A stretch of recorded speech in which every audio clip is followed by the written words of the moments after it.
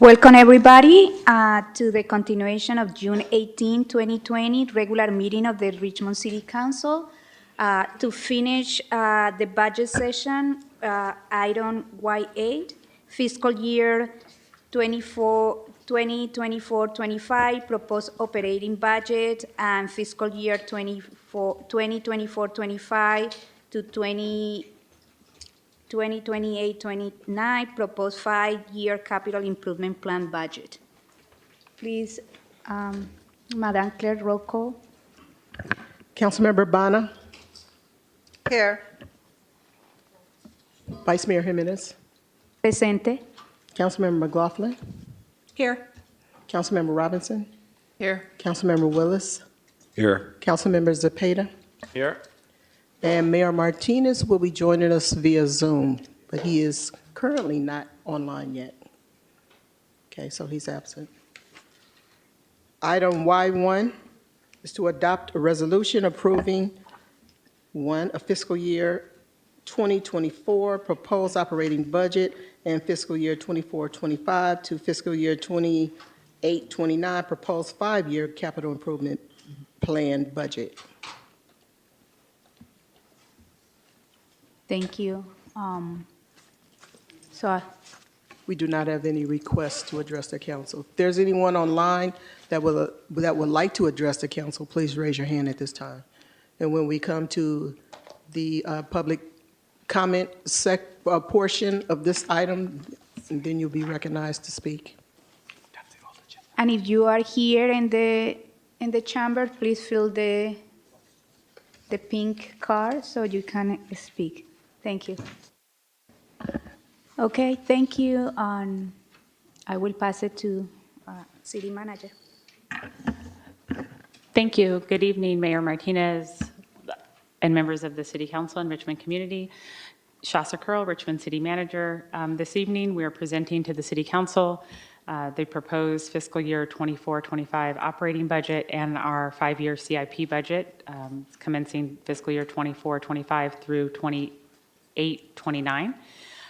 This evening, we think it's important to remind the council and the community that in addition to a number of things happening at the federal and state level, at the state level in particular, we wanted to acknowledge and note that the state is still in the process of refining and balancing their budget, and so we do expect that there may be some reductions in potential revenue opportunities for the city in terms of grants. In particular, some major reductions that are proposed at the state level are $1.1 billion from various affordable housing programs, $746 billion for healthcare worker development, and $500 million for affordable housing that are geared more towards students, though. In addition to that, there's a plan overall for $16 billion in cuts, including a blanket nearly 8% reduction in all city departments, state departments rather, and eliminating various, actually thousands of vacant positions. And so we anticipate that some of these reductions may have residual impact on the city, but we're not sure yet until the final budget is adopted. A lot of the work that the city has been doing, particularly around supporting the unhoused, has been as a result of state funding. And so we're fortunate that we have received a lot of state funding, but do want to flag for the council that there could be a reduction in some of these funds in the coming years. Next slide, please. So this evening, city staff will review the budgets that were previously presented on May 28th and June 7th. We will review some proposed reallocations for position control, and want to note that just like in previous months, we will continue to return the city council with proposed modifications to position control to assist in achieving the City Council's policy objectives. In addition, there are some additional funding requests that we want to walk the City Council through and remind you of some built environment projects that we currently have in the queue, to just remind the community of the things that are currently under construction. Next slide. So by way of background, and KCRT, can you lower the volume just a little bit? But by way of background, in terms of how city staff spends their time and our organizational priorities, we spend the most of our time on day-to-day operations and responding to inquiries and supporting and providing direct service to the community. We also have approved city council goals and priorities. We frequently receive new policy direction from the city council where there are items that are placed on the agenda that we work on. We also have the state corrective action plan, and then we have new council requests that are frequently received via email from council members to staff. Next slide. One of the things that we wanted to make sure to highlight this evening in the event that the City Council is interested in making a moderate course correction is to begin taking into consideration our significant decline in documentary transfer tax that has been received thus far this fiscal year. And so at a high of nearly $20 million in fiscal year 2021, and this year for fiscal year 23-24, we're expecting that we'll receive a little, hopefully a little bit over $7 million. And so with that significant reduction, we are suggesting that the City Council may want to start to make some modifications now, so that way the cuts or reductions wouldn't have to be so significant in the future. Now, this could be an anomaly. There could be, so far this fiscal year, we have one sale in the 11th month of the year, which is over $10 million.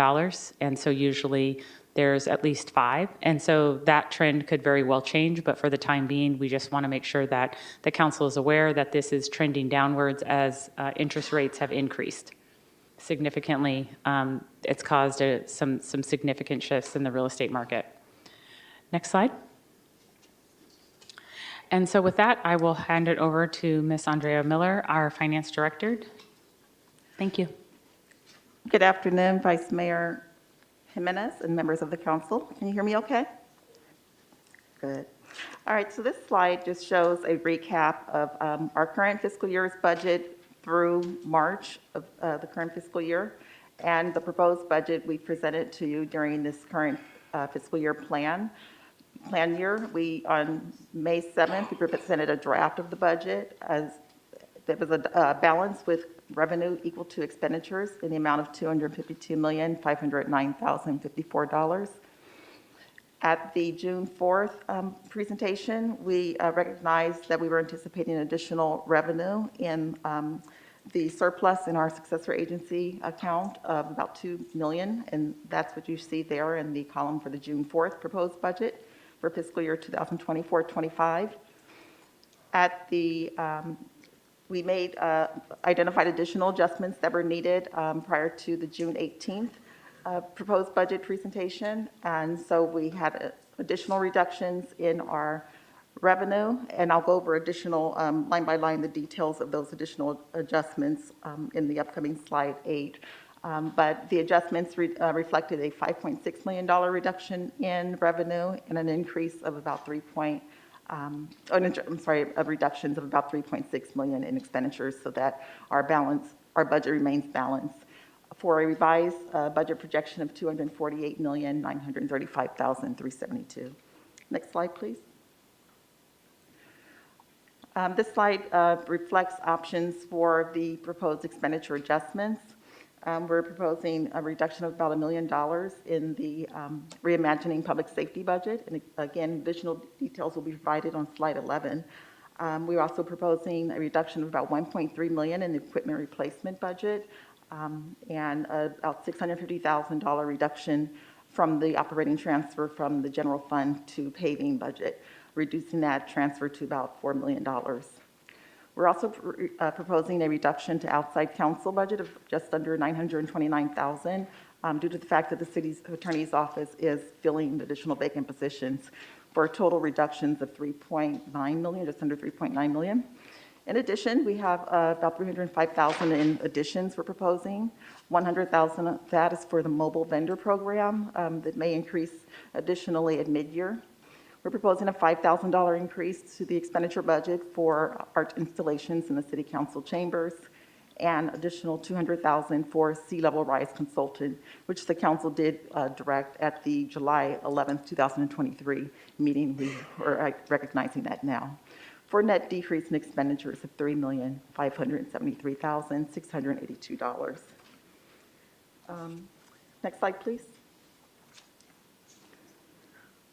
So this slide reflects the additional general fund proposed revenue budget adjustments.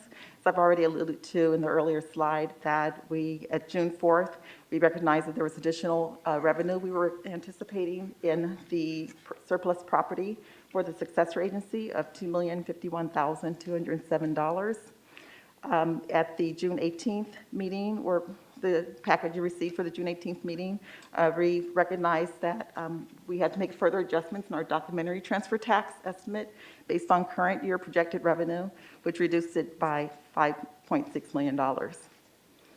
The revenue budget adjustment reflects a proposed revenue of $248,935,372, net decrease in revenue overall of $3,573,682. Next slide, please.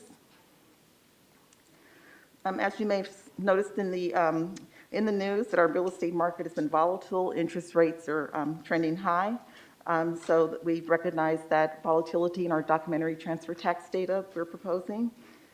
Column D reflects actual documentary transfer tax receipts, and the fiscal year 2023-24 amount corresponds to payments received through May of this year, and we're anticipating the June payment to be received in July. What you'll notice there is that our revised budget, column C, next to the total transfer tax receipts, column D, and we show a year-over-year percent change. So you'll notice in fiscal year 2020-21, for example, we recognized there was a significant spike in the documentary transfer tax receipts of about 127.8%, but it began to trend downward in the succeeding fiscal years, which is why we think it's prudent to recognize and identify that smoothing in the proposed budget in that category for fiscal year 24-25. We've also included in this slide those number of transactions for sales over $10 million, which attributed to some of the increases we've seen over the prior fiscal years, and where we compared to where we are now. So in column I, we're showing a budget under the proposed formula, in addition to the proposed budget formula versus the original. So, which shows the difference in the transactions, the actual transactions for properties over 10 million versus those under 10 million in the last column. So for fiscal year 24-25, our original budget was 13 million based on the current methodology. It includes all sales, while the revised budget of 7.4 million uses the proposed formula to exclude those sales over 10 million. Next slide, please. This slide presents legal costs and provides a comparison of legal costs for contract city attorney versus outside counsel, as well as in-house city attorney's office salary and benefits for fiscal years 2020 through 2023. And again, we break it down by the outside legal costs, our outside contract attorney, and we show it year over year. We've included a graph. The green reflects those city attorney costs in-house, and the orange reflects those outside counsel. And our current city attorney contract began in fiscal year 2022, and that's the blue line you see there. Next slide, please. And with that, we'll turn it over to Lena Velasco to go over the next slide. Oh, sorry.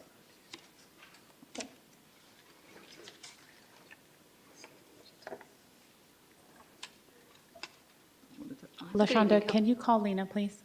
Thank you. Next slide. Next slide.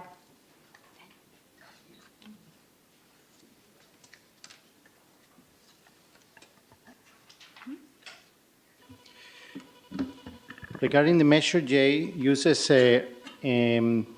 the projected fund balance at the end of 23-24 is $2,457,881. And we expect a revenue in Measure J for next fiscal year of $1.3 million.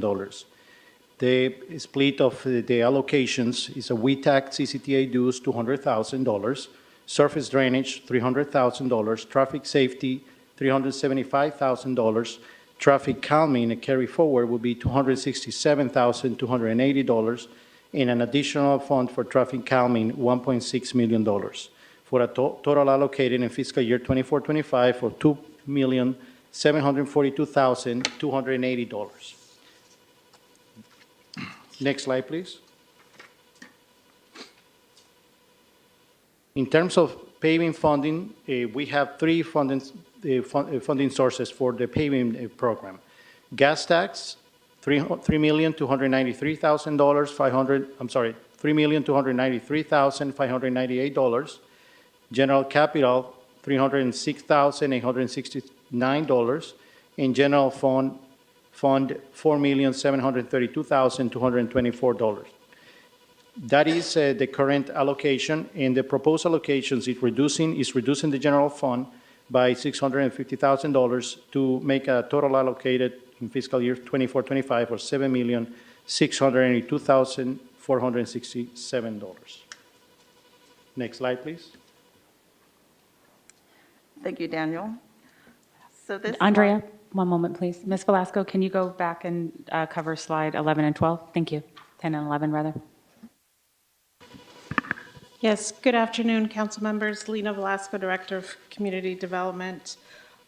So the project, as the council may recall, we submitted a home key application. Staff is currently going through threshold analysis with the California Department of Housing and Community Development to fund both the acquisition and the rehabilitation. So basically the conversion of this existing motel into a permanent supportive housing development, which would provide 48 permanent supportive housing units. All of the tenants would go through the care program to participate in the process. And so we're hoping announcements will occur this summer regarding whether or not funding is received for this project. But this is part of the continuum process, is we're also creating permanent supportive housing opportunities. The city is contributing affordable housing in lieu fee up to $4.9 million into this project, both on the operations and on the capital side. So that is anticipated to be funded next fiscal year if awarded. Next slide, please. And so this slide just summarizes the various funding pots that we're using to support unhoused interventions. The first was an ARPA allocation of $50,000 that have already been spent, and this was used for the Ryden Road resolution of that encampment. ERF1, this was $4.8 million of state funding that we had to resolve the Castro encampment. That project is sunsetting at the end of June, with some residents going into ERF2 to receive additional supportive services. We were able to get some mainstream vouchers as part of this program, and so we were able to place people with vouchers into permanent supportive housing. Reimagining public safety. So the council has, over the last 3 fiscal years, allocated close to $1.8 million. But as you can see, because we've had outside funding from encampment resolution, we have not had to dip into the full amount of funding for these projects. And some of it is based on staff capacity too, that even though we have all this money, we just can't do all of these projects at one time. And so we've been effective in still helping to reduce homelessness while at the same time providing some programming. But this current fiscal year, we have close to $1 million that have been spent. And we do believe that there'll be some additional funding. We'll be able to maintain the contractor, which is SOS, that's currently funded, with the new allocation, since some of their contract is funded both by reimagining funds and ERF2 funds. And then ERF2, we did get another $8.6 million. So by June 30th, we'll have expended half of it, some of it being in a reserve account for rental assistance for our residents that we're serving. I will note that over the next on July 2nd, in the upcoming council meeting, we'll be bringing some additional contracts related to ERF2 and the deployment of services, particularly as we're looking for new contractors, since the Way to Love contract will be ending at the end of July 31st. So we'll bring those items forward next council meeting. And then just in terms of outstanding grants, Home Key, it's $14 million, which would be matched with 4.9 by the city. We also, received the ASIC funding. We did submit, and the ASIC funding is for Metro Walk. That's 150 units of both extremely low and low income units. And then ERF3, we did submit an application to do more workforce development activities as they relate to encampment resolving. So happy to answer any specific questions. Thank you.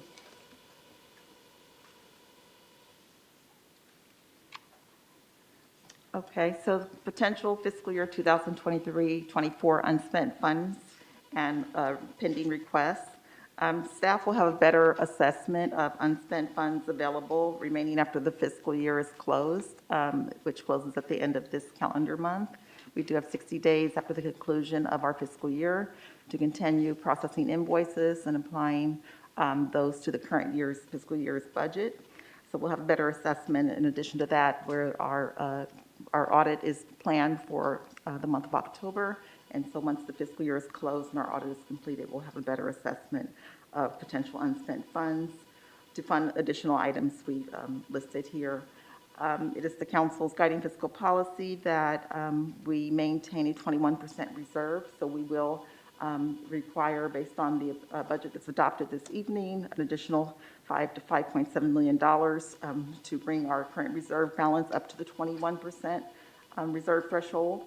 In addition, other post-employment benefits, or OPEB, the Trust 115 contribution, that's additional 10% from prior fiscal year's unspent fund balance.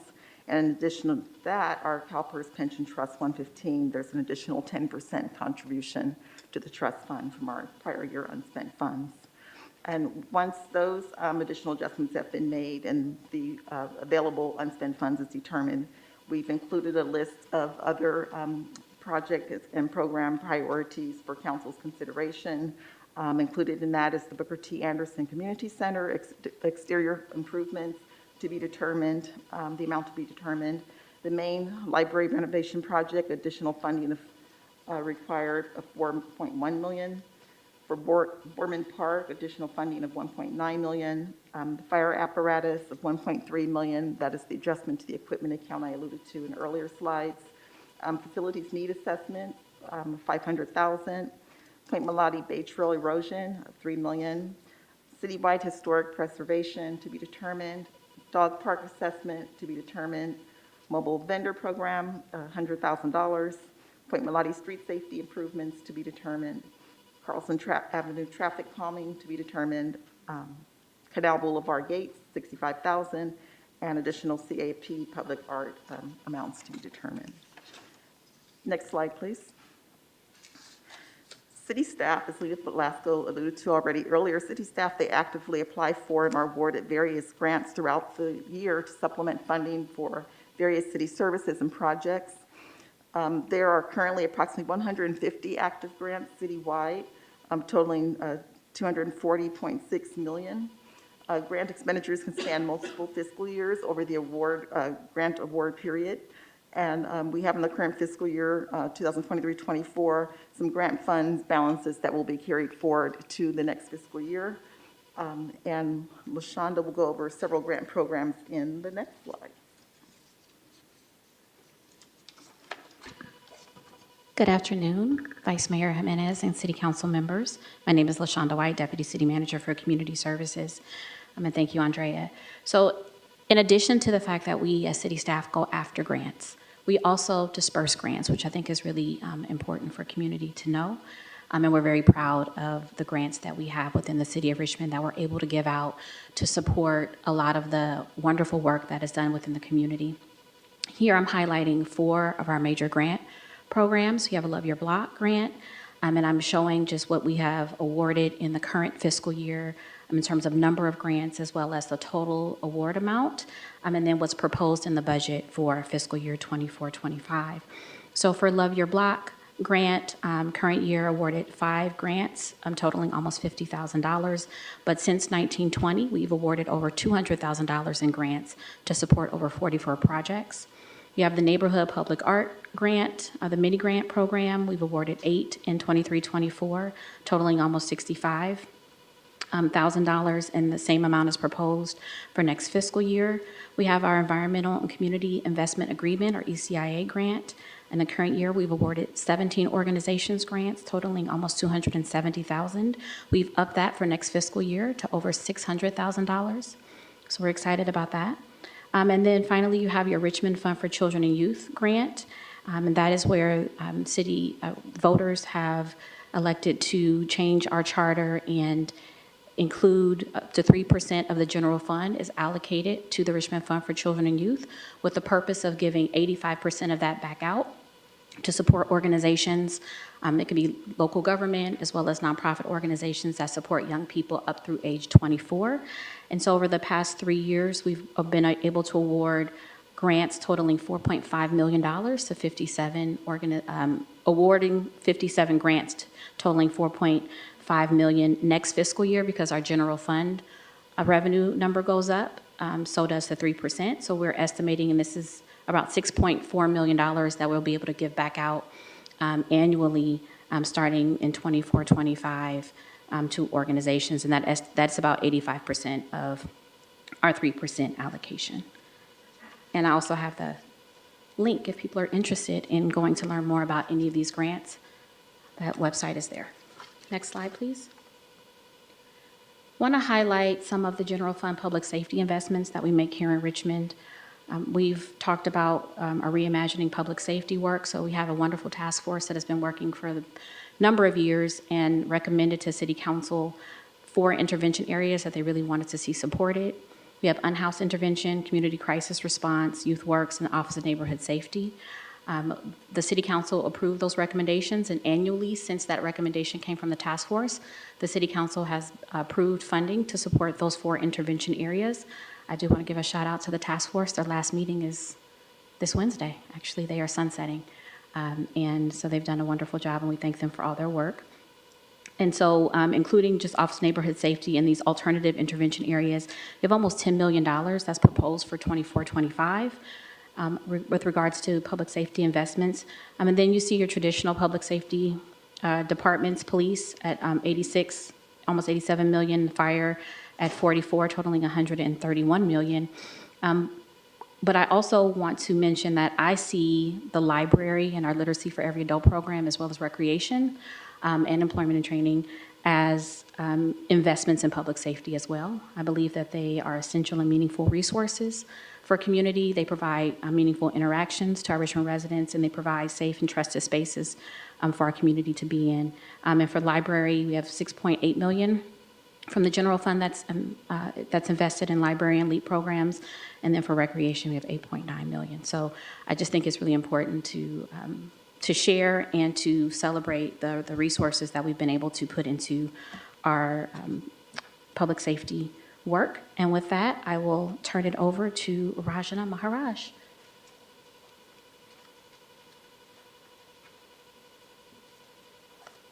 Thank you, LaShonda. Good afternoon, Mayor Martinez, Vice Mayor Jimenez, City Council members. My name is Rajana Maharaj, Deputy Director for Community Services Recreation. I'd like to provide you an update on Booker T. Anderson Community Center. Before I go into the updates, I want to thank you all for coming to the reopening, the grand reopening, and for all the support that you've provided. So with that, the work that we have completed is the interior and exterior walls and floor replacement on the fire damaged side, new paint and upgrades to the non-fire side, new bathrooms and shower rooms. We also replaced windows and screens, which were damaged. We also updated the interior lighting new kitchen and appliances, and we replaced the security and the fire alarm systems. We now have a new HVAC system, and we have cameras installed, new furniture and floors. Next slide, please. With that, we would like to focus on updating and the exterior of the facility, and which means the painting and gutters for the exterior side, renovating the exterior courtyard, which is fence, fretwork, and landscape. We would like to renovate the interior courtyard and upgrade the exterior entryway lighting and replace the bleachers inside the gym. With that, I'd like to turn it over to Kate. Thank you so much.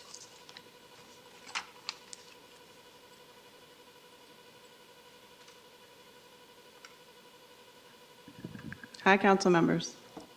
Kate Epler, Deputy Director of Community Services Library. I am here with an update and an ask on the main library renovation project. As you know, the main library has been open and in service since 1949. Happy 75th birthday to the main. In that time, our expectations of library service have changed a little bit, and it is in need of some major upgrades. To that end, the city applied for and received a $9.7 million grant from the California State Library to make some basic fixes, such as including HVAC for air conditioning and air filtering, seismic bracing of the shelves, publicly accessible elevator. In addition to the almost $5 million in matching funds and the $15 million in additional funding, the money will allow us to ensure we make those basic fixes and also bring the library forward and make it the community hub that Richmond deserves and Richmond needs. To that end, this year we have been embarking on an outreach process to hear from community members about what they need in their library, what services are important to them, what will make that library a home away from home for people in Richmond. They have asked for private meeting rooms, a teen space, a dedicated place for teens to come hang out and be teens, more meeting and event space, more space for children's programming and children's materials. These additions are included in the current plans, and you can see some beautiful pictures before you of what it's going to look like. So I'm very excited. It's going to be amazing. But as we have gone through the process of cost estimating and making value adjustments and seeing, how far we can make the money stretch, it has emerged that there are some improvements and fixes that are outside of our current budget. Next slide, please. One of those fixes is the roof. Our current roof does leak. We do have a bucket that makes an appearance during rainy seasons. In addition, replacement and upgrading of the existing solar panels. The panels that are there work only intermittently, and newer solar panels are more efficient and more effective than the older models that you see pictured here. We are also in need of funding for a larger generator to help the library become a resiliency center during power outages so often associated with climate emergencies. So in a heat event or a smoke event when people have lost power, this generator would allow us to power the library so people could come charge their phones, use the internet, communicate with loved ones, cool off. And then finally, a smaller ticket item, a trash enclosure, is not in the current project budget, but that will help the library, look clean and safe and attractive from the outside. So actual costs on these items are still, being firmed up and estimated, but $4 million is the safe bet on what it will take to get us that last mile for this project, and really protect the investment that we've made so far in making the main library a community showplace, an attraction, the main event. So thank you for listening, and I think I am turning it over.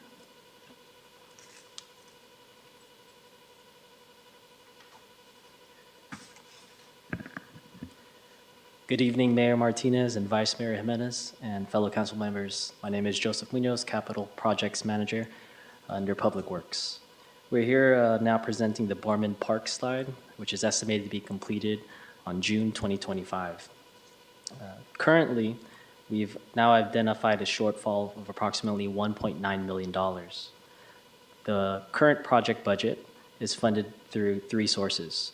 One is the Prop 68 grant, which is, correction on the slide, is for the revitalization for approximately $4.1 million and change. Then we have the Clean California grant for $4 million, which is funding the remediation. Both these grants are funding design and construction. Back in November of 2023, we identified approximately $4.5 million of shortfall as it related to those estimates that came in. During that time as well, we needed to get a grant extension, and we were given that grant extension for the Clean California grant. But that requirement means that we need to complete the project by June of 2025, less than 12 months away. With the latest estimates that we received this May, which is for the revitalization, we're approximately $1.9 million short. That $1.9 million is consisted of our base bid construction elements, which includes a multi-use trail, a parking area, skate park, basketball court, soccer field, public restroom, fitness zone, fitness and play equipment area, community gathering, and landscape and irrigation. Of that, we also received some requests from City Council and community requests for approximately $900,000, which is to replace the AC pathways with concrete instead, fence and bollards at the soccer field area, dog waste station, resilient play area surfacing, and upgrading the actual restroom from the one in our base bid to an ex-lieu restroom. These $1.9 million are needed and necessary to ensure that we meet the grant requirements and deliver the project by June 2025. Next slide. Okay, so fiscal year 2024-25 non-general fund revenue budget. This shows a summary by fund groups in the capital project funds in comparing what we're proposing on this evening to what the council received at the earlier council meetings of the June 4th. Most recently, we're proposing a decrease in capital project funds of $529,519. That accounts for the $650,000 reduction in the paving that I mentioned earlier, plus a $128,000 carry forward from the current fiscal year ongoing project remaining. We're proposing a decrease in internal service funds of about $1.3 million. That's for the fire apparatus allocation from general fund that we mentioned earlier in the equipment replacement category. We're also proposing a decrease in other operating funds of $800,000 in the other operating funds, and that's for the reimagining public safety, plus the sea level rise increase. And that accounts for a net $2,621,519 total decrease overall in non-general fund revenue. On the non-general fund expenditure side, there is a net overall net increase of $3,057,724. In the capital projects fund category, that's an increase of $1,078,481. That's the $128,000 carry forward mentioned earlier, and then the adjustment of $950,000. In internal service funds, the net decrease of $1.3 million for the fire apparatus. Other operating funds, a net decrease of $320,000, and in special revenue funds, a net increase of just under $3.6 million, which includes the $1.6 million Measure J funds for traffic calming and a $1.6 million carry forward for the total of just over $3 million. Next slide, please. Thank you, Andrea. Good evening, City Council. The next slide we have here is the proposed position control reallocation to implement the City Council policies. This is taking a look at the union versus reallocated versus new. You'll notice under Local 21 Executive, one is reallocated and there will be no new, and to be determined starts with reallocation of 0, but they're receiving 2 new. So we're going from 14 reallocated to 15. Next slide, please. The proposed position control reallocation detail will start at the top. For the city manager's office, they will be reallocating a management analyst position to 2 groundskeepers. The Finance Department will reallocate an Accountant 1-2 position to Public Works Maintenance Lead Worker. I'll skip down a few positions to the Police Community Services Officer is going to be reallocated to a Public Works to be determined position. And of course, Public Works themselves, under their admin division, the Administrative Assistant, will also be a to be determined position. Last but not least, under Community Services, there's going to be a one-time temporary transfer from Recreation to ONS. Next slide, please. What we have here is the comprehensive vacancy data as of June 7th, 2024. This actually comprises 2 slides. What you'll notice is the percentage totals. The largest percentage vacancy is right now in Community Crisis Response. Next largest is in Department of Children and Youth. But in terms of head count, the largest amount of vacancies, next slide please, is in police with 36 or 38, my site is going, it's 5 o'clock, and Public Works Department of 20. Also, as of June 7th, we have about 142.8 vacancies out of 770 currently budgeted positions. We also have budgeted a vacancy saving of 6%, which equates to $10.4 million. An average headcount cost is right around $267,000 on average, and that equates to 38 FTE. Next slide, please. This is a graphical representation of the comprehensive vacancy data you just viewed. Next slide, please. So our citywide hiring and vacancy data, we have 94 hires and 63 promotions from July 1st, 2023 through June 7th, and about 143 vacancies as of June 7th. Next slide, please. I will now, bargaining units. The MRUs will be coming due soon. Real quickly, all of our MRUs, almost all but one, are due June 30th, 2025, and that's SEIU general employees, the part-time employees, IFPTE mid-management, executive management, Local 188, and Richmond Police Officers Association. And on December 31st, 2025 is the Richmond Police Management Association. And I'll turn it over to Andrea. Thank you, Nikki. Just wanted to highlight why it's important to adopt a budget by the end of June. A public agency may not legally spend funds without legal authorization to do so. A budget appropriates public funds, providing the legal authorization from the governing body to expend these funds. Appropriation authority can be by an ordinance or a resolution, and in the city of Richmond, it is by resolution. To qualify to receive federal funds, it's important that a local agency comply with Federal Single Audit Act and must retain a certified public accountant to prepare an annual audit of its fiscal records. Such an audit will require the agency to comply with generally accepted accounting principles and government accounting and audit standards. And that compliance is very difficult without an adopted budget. So city staff will, lastly, need time to build the financial adjustments that come from this evening's meeting into the adopted budget into Munis, which is our financial system, for use by city departments beginning on Monday, July 1st. Next slide, please. So this slide just sort of recaps our next steps. So again, this evening meeting, we hope that council will adopt our operating fiscal year 2024-25 operating budget and fiscal year 24-29 5-year capital improvement plan. July 1st, as I already mentioned, our budget will be available in Munis, our financial system, for use. In October of 2024, we anticipate returning to council with the fourth quarter of the current fiscal year's budget review and year-end close, and we should have estimated unspent funds by that time. In October, we will return with our first quarter budget review for the budget for upcoming fiscal year 24-25. Our audit is due for completion by the end of this calendar year, December 31st, 2024. So we anticipate returning to council with our annual comprehensive financial report for the fiscal year ending June 30th, 2024 in January. And our fiscal year 2024-25 mid-year budget review, we anticipate returning to council in February of 2025. Next slide, please. So the recommended action is to adopt resolutions approving our 1, fiscal year 2024-25 proposed operating budget, and 2, the fiscal year 2024 through 25 to fiscal year 28 to 29 proposed 5-year capital improvement plan budget. Next slide, please.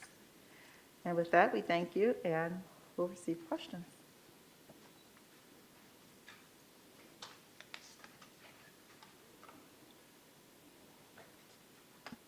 Thank you, Finance and City staff. Great job.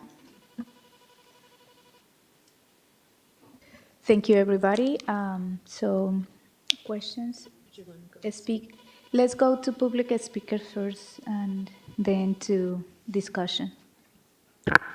We have one in-person speaker, and we have one person signed up online. The in-person speaker is Daniel Barth. You'll have 2 minutes to address the council. Please come forward. Thank you. Thank you all.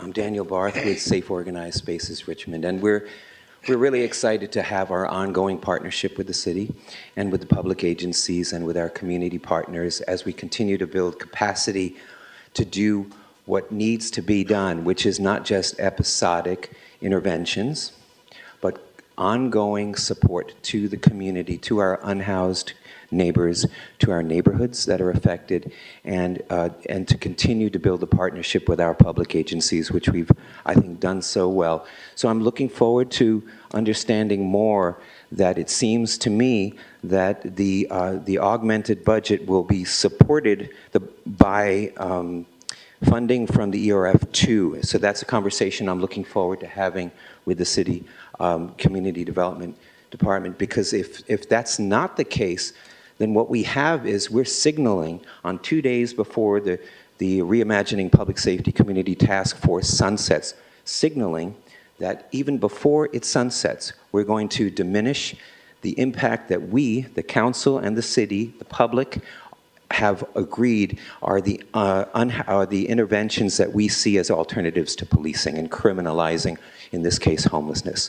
So all of those sites that we were looking at, BTA Community Center, there was an individual who was living there. We were providing trash at the time, trash support. We were taking his trash, but he burned the place down. Now, if we had our wellness centers going like we're starting to do now at 3 locations, and we're going to start one in North Richmond, then we would be able to have alternatives. And it's that ongoing support that we need to be providing at the beginning of Ryden, Castro, along the rights of way, and into the future. So I do hope that we maintain the support that we provide for unhoused interventions. Thank you very much.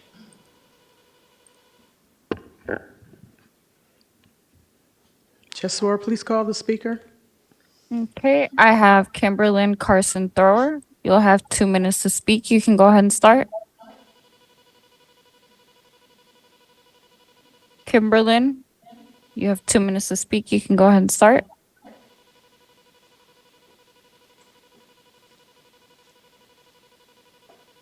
I'm sorry, I didn't have my hand raised. I was just listening to the meeting.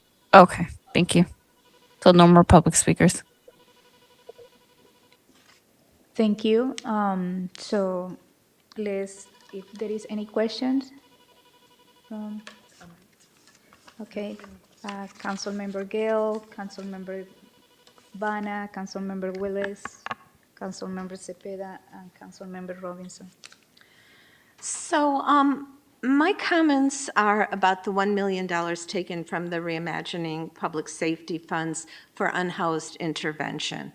The City of Richmond provided a $1.56 million contract to SOS for a host of activities they provide for the unhoused for 15 months, which were the last 3 months of this fiscal year, 23-24, and 12 months of the upcoming fiscal year, 24-25. A lot of that funding is for salaries and benefits for staff who are trained and hired from among the unhoused community, a really important service providing these jobs for the unhoused.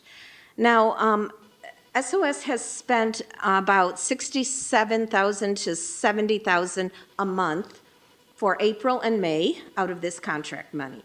In addition, each month they are expanding their programs. You heard about the wellness program, and of course there's the job readiness program, and they're hiring more among the unhoused. So future months are going to have higher expenditures.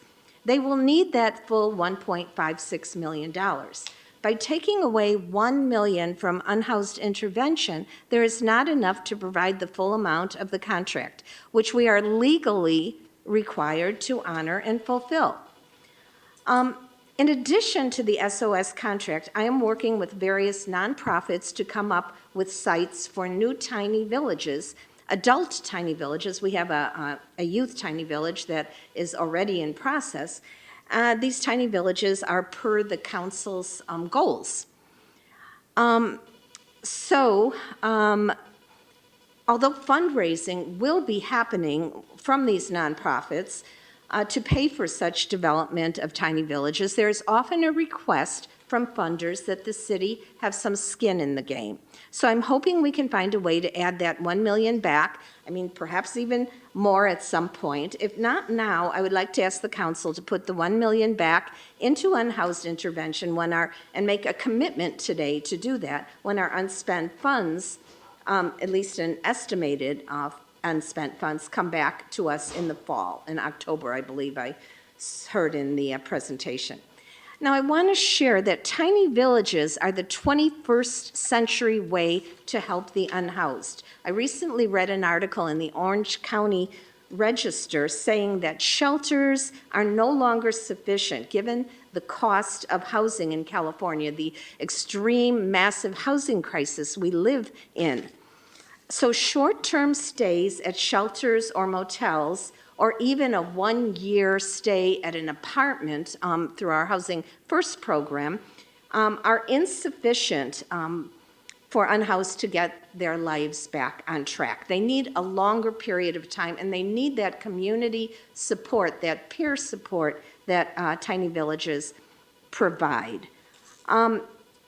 So you can usually stay 3 years, sometimes longer, at an interim housing tiny village. And again, with the community support, it makes a world of difference. We found that some of us went to Austin, Texas to see a massive tiny house village that was called Community First, because community is so important. So I do want to say, as the city manager said, that state funding can go down in future years. So we need to be prepared by providing adequate housing year to year for the unhoused. So cutting funds is not what we need. We need to permanently help people in this era of outrageously rising rents and massive housing crisis. I want to also say staff's work has been great, and it is most definitely part of the solution. Putting people in motels for short-term, or the 1 year that the Housing First program allows with a landlord who would allow for them to stay 1 year with the city paying up front the 1 year's rent, can help. And of course, shelters and motels, very short-term, can help in terms of bad weather. That's very important. But it's not the full model. It's incomplete. So unless we get this full model, and I believe these long-term interim tiny villages helps us make that complete model, we're only going to be shoveling sand underwater. And what that means is, and I can tell you it, and I'm guessing other council members have a similar experience, you move people out of an encampment temporarily, or even into a motel or into a shelter, and then they come back out on the streets. And I mean, just this past weekend, I got 2 emails from our house community saying, oh, this encampment, it was cleared out, but now people are back again. So shoveling sand underwater, I think, is a good way to put it, because it means, we're digging in and we're making a short-term difference, but then the water comes back in and no progress has actually happened. So I think it's really, really important that we provide adequate funding. And like I said, a lot is happening that staff hasn't been involved in, because the city manager, and I understand it fully, wanted staff to work on implementing the grants. And that's great, and it has helped. But some of us I've been working with various nonprofits, like I said, on identifying sites, and I'm always very grateful when staff will provide a little input Like if I email Lena Velasco about saying, would this site be acceptable? And she's always very responsive. So I want to say that even though staff isn't putting as much energy and time for valid reasons into coming up with some of these tiny village sites that some of us are exploring, I do appreciate staff when they can give us some input on it. So ultimately, I will accept this budget, but with the provision that in October, and that we make that commitment today, that our unspent funds, and I know it'll only be an estimation, but we need to put that $1 million back into the reimagining fund so that we can finish off SOS's contract and potentially give some skin in the game, as is often called, for a tiny village site or even a supportive housing site. These are things that are needed that will truly help our unhoused. I mean, many of us can vouch from our own experience with friends or family members who have been unhoused. And without that support, the support of the community in particular, or the support of family, but a lot of unhoused people do not have that support from their family at this point in their lives, you only watch people deteriorating further, and that isn't okay by me. I don't think it's okay by staff. I don't think it's okay by this council. So I hope this council will agree to make a commitment of putting that $1 million back from the unspent funds. So those are my comments, and again, I want to thank staff for all their work. Thank you, Councilmember McLaughlin. Councilmember Bana?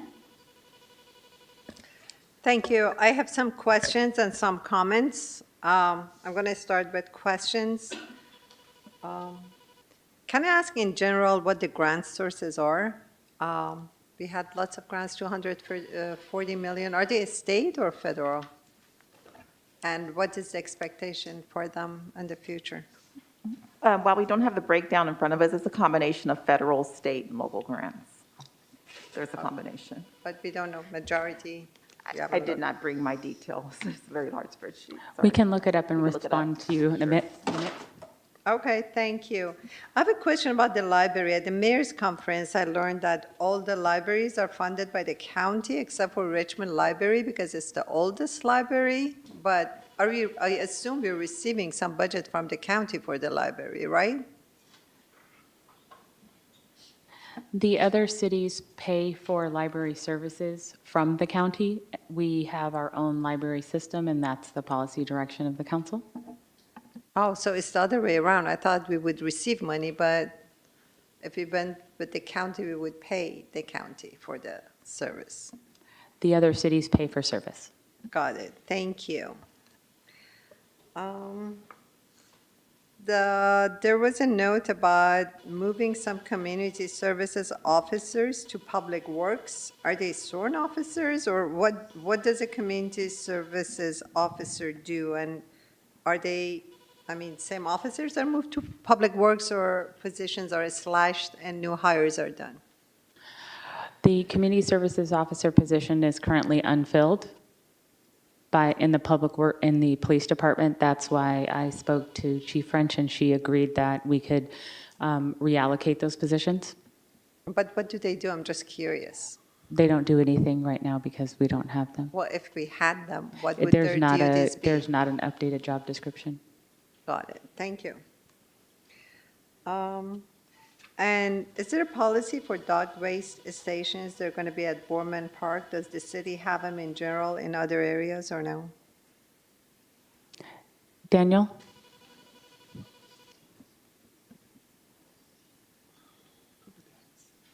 Public Works Director. Thank you. Good evening, council members. For the record, my name is Daniel Chavarria, Public Works Director. I'm sorry, Councilmember Bana, can you repeat your question? There was a mention of dog waste stations at Borman Park. Does the city have a policy to have them in general at some intersections or parks, or that's an exception?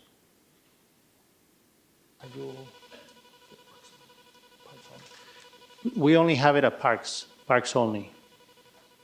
Okay. Yeah. I know we don't have the budget right now, but next year, maybe we can expand them throughout the city. People have been asking for them. Thank you very much. And now that you're here, can I ask if you're going to have an arborist? People complain, well, greening is very important to reduce air pollution, and for many other reasons too.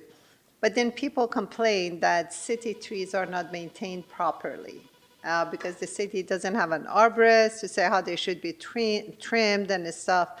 And also, we need a policy of planting, for example, drought-resistant, fire-resistant plants, and more trees to prevent landslide, mudslide. It's nice to have an arborist in the city. Are we going to have one?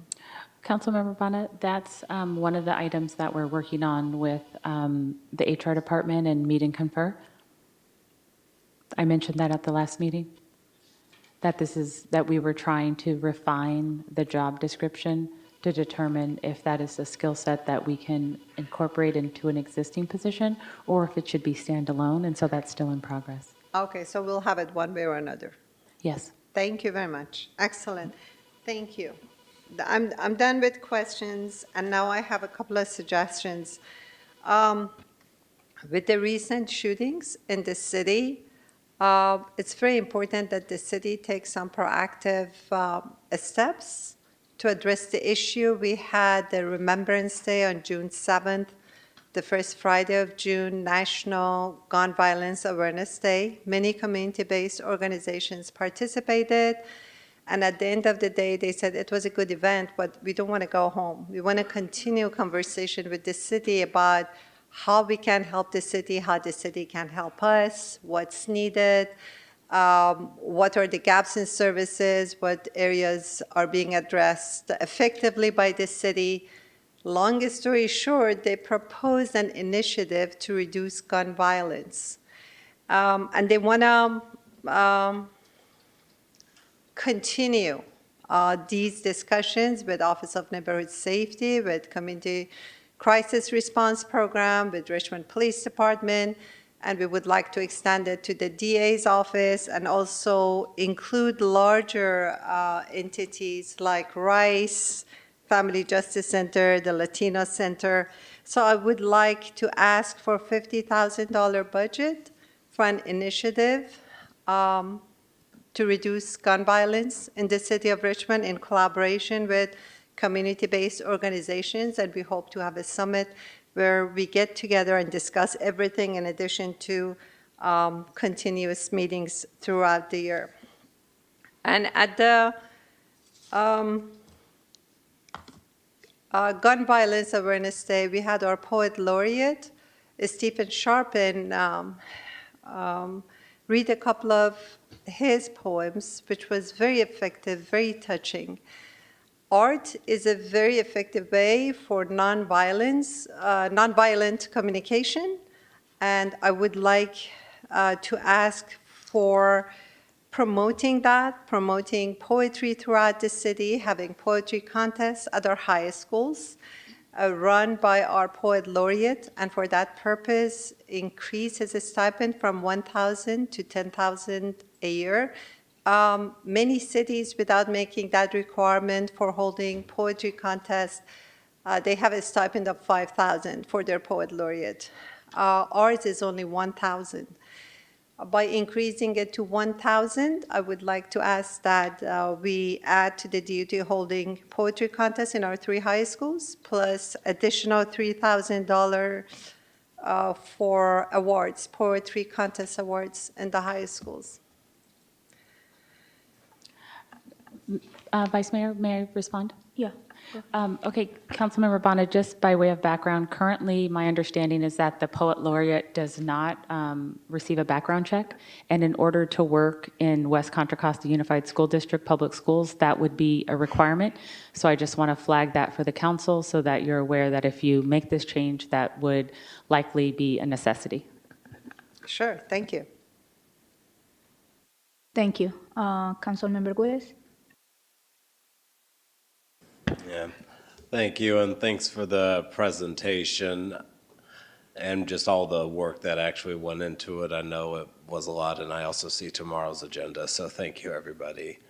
One of the, following up on what Councilmember Bonham was mentioning with the recent gun violence shootings, I wanted to, and even looking at our grants, I wanted to see like which department, which I'm gonna assume is the Community Services Department, be best to start hosting or even creating a granting process for folks to apply to do community healing circles and outreach for issues around that area, because that's one thing that came out of some of the feedback that I heard is needing more spaces where communities can heal from this trauma.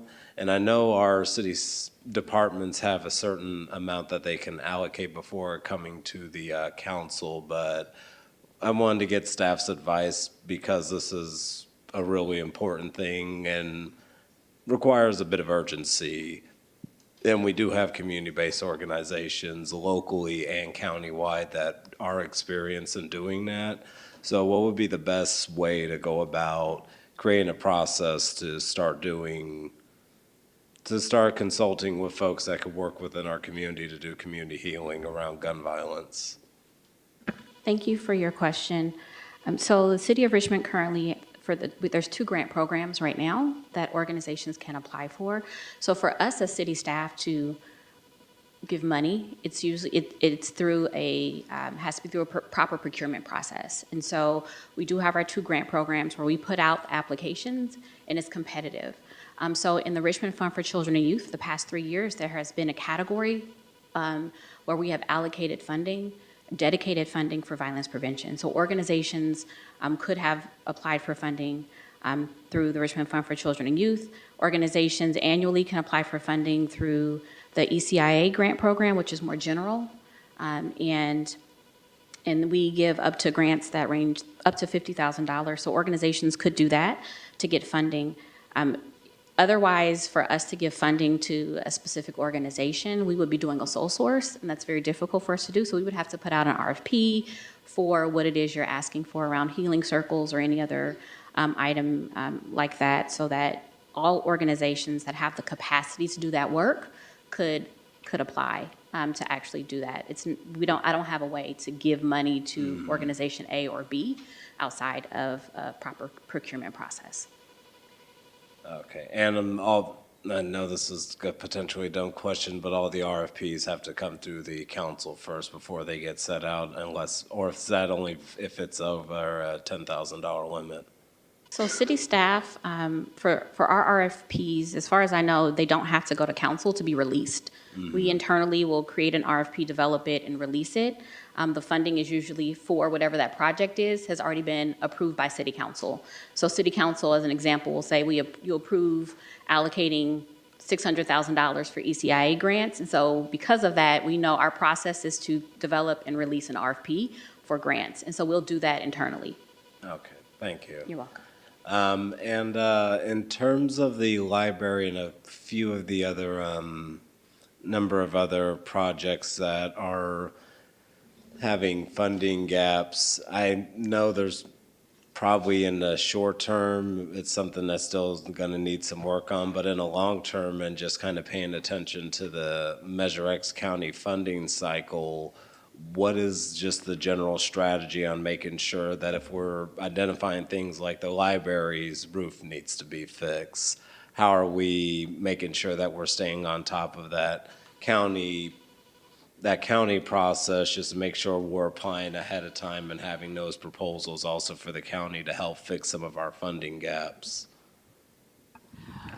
Patrick Seals, our administrative chief, is not with us this evening, but that is something that he's following. And for example, one of the sources of funding that we have received or that we anticipate receiving always, and we're very prompt at applying for, is for CDBG funds. So those are the 2 buckets that we try to routinely apply for. But I can get back to council with next week when Patrick's back in the office with an update on Measure X.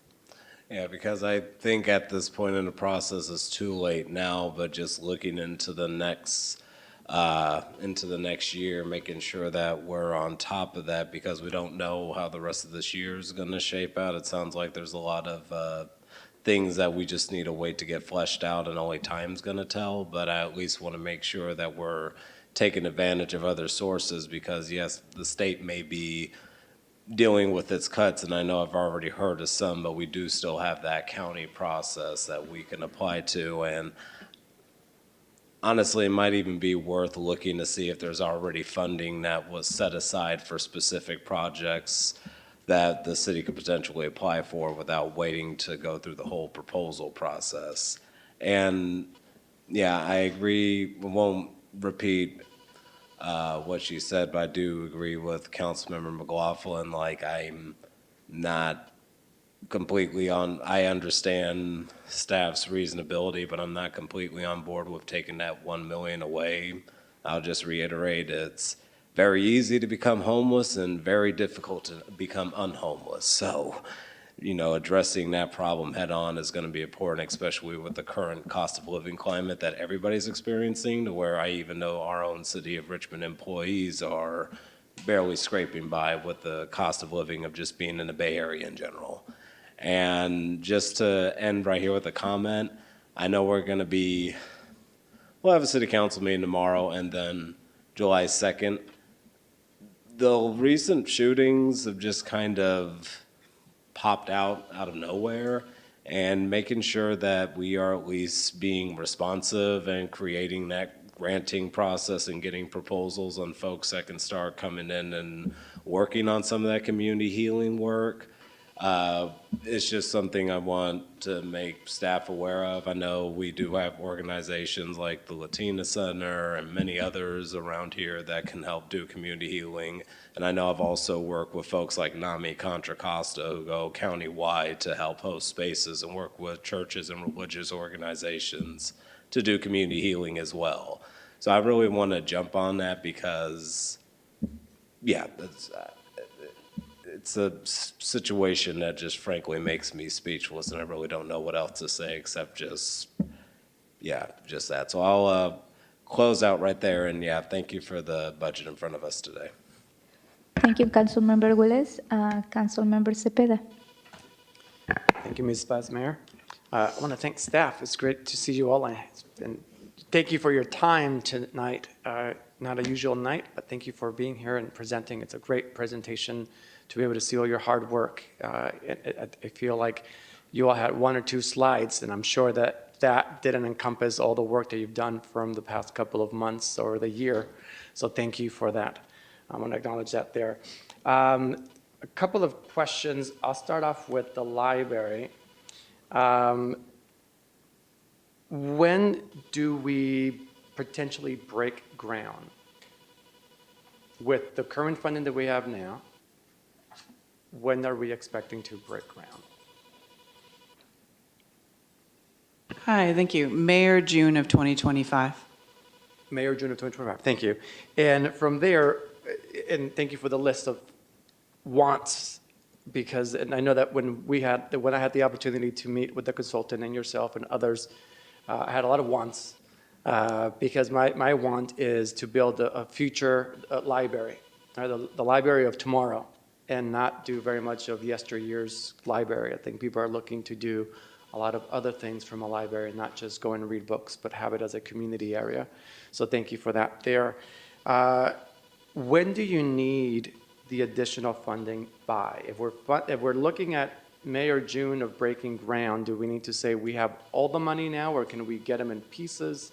If we don't have it now, and we have to wait years again until we break ground again, or what's the, can you give a little landscape there? From what I understand from the project team, we may not need to spend all of the additional money in FY25, but it would be helpful to know that it was committed to coming. They're carrying sort of an added idea forward, but as we get into bidding, we can even introduce the idea of and maybe this into bidding with contractors, but around the time we break ground, we're going to need to know if the money is going to be available or not. So from what I hear, that decision point is coming in October, November, okay. Around there. Thank you. and I know one of my ask has been, from what I understand from others that have come before me, is that the library was supposed to be much larger than it currently was. The grass area behind the library, between the other building there, the community center building and the other building, was supposed to be part of the library. And years ago, we ran out of money, and we just cut the project. And one word that I've been using is, let's not cut short Richmond. We've done that a lot, and I think that we have to take the opportunity to bring our community forward and stop making all these little cuts because something happens, and that especially to the library. So I always have that in mind, so you definitely have my support there. One thing that you mentioned is the trash in the back. And I've been working on our green, blue, and black bins, especially in the council chambers in the back, asking my individuals to put it in the right receptacle. All that to say, there's a new law, so this might be a little bit pushed. You might need to put that up higher. The new law is that we're supposed to have a green receptacle area. So if you have that inside of the library, you need to be able to dispose it somewhere. So as we're building the enclosure in the back to expand it, hopefully we're taking into consideration that we are going to need, eventually we're going to need a green bin compost in the back. Absolutely. So thank you for that. No other questions for the library, but I'm very excited to see the plan, so thank you so much. My other question goes to, I forget who was doing this piece, Boorman Park? Is it Joseph? Sorry, Joseph, forgot who was doing all of them. For Boorman Park, similar questions. When do we need the funding by?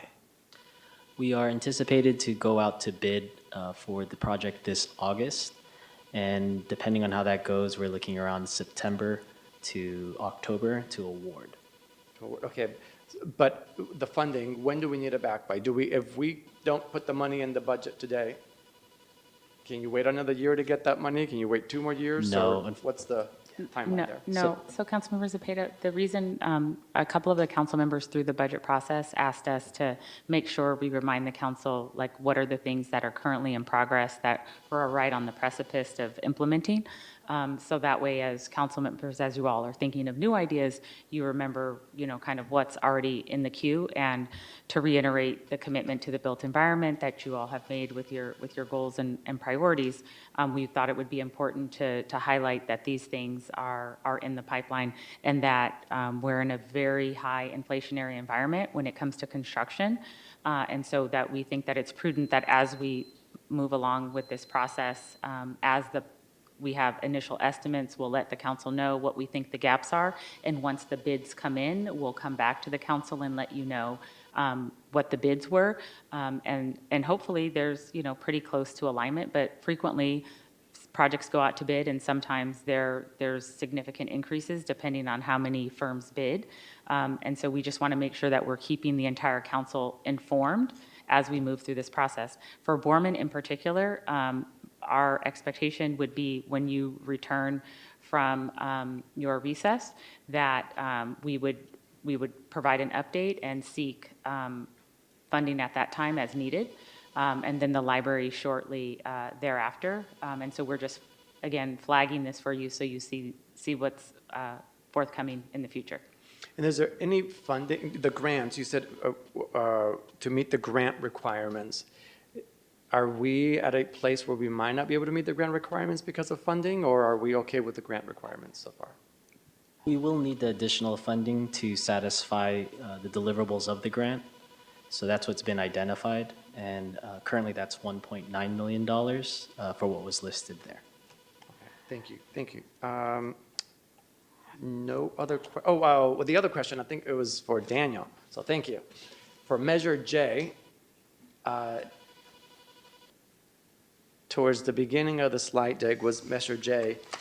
Can you, and I'm not sure if you might know this here, but what all can we use Measure J funds for, and what is it supposed to be allocated to?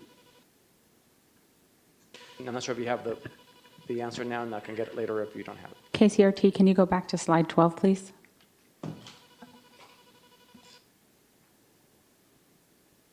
I'm waiting for the slide to show up so I can reference.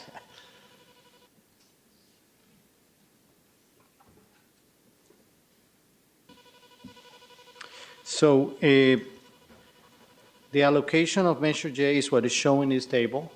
Right? We have a total of $2.7 and change million of Measure J. That will give us a remaining balance of a little bit over $1 million. So we, as you know, we have over 80 CIP projects.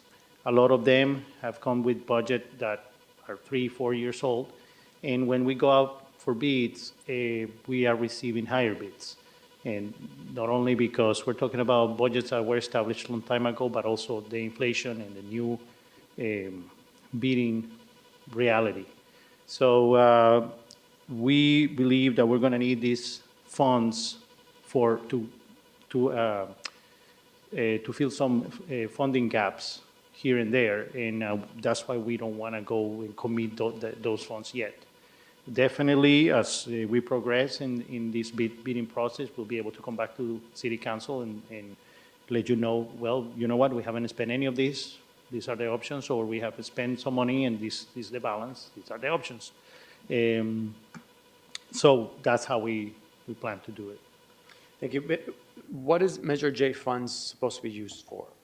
Basically, it's work that is on the streets, public right-of-way. Something, for example, that you use Measure J's for buildings. Just to give an example, right? I mean, trying to put in the library, that wouldn't be part of it. Paving, especially paving, streetscape projects, traffic calming projects. As we have it here, surface drainage is a surface, right? It's not sewer lines, for example. No, the storm drain, it would have to be justified. As you say here, traffic safety, anything related with the streets. Okay, perfect. Thank you. Thank you for your answers. No further questions at this time. Thank you, Ms. Vice Mayor. Thank you, Councilmember Cepeda. Councilmember Robinson? Okay, I have just some clarifying questions first to make sure I'm understanding correctly. I feel like it's kind of a dumb question, but I'm going to ask it anyway. That is the amounts that are needed for Booker T, the main library in Borman, those are already in the revised presented budget tonight, is that correct? No, those are items that are on your bike rack for unspent funds that will be coming to you this fall. So when you return from recess?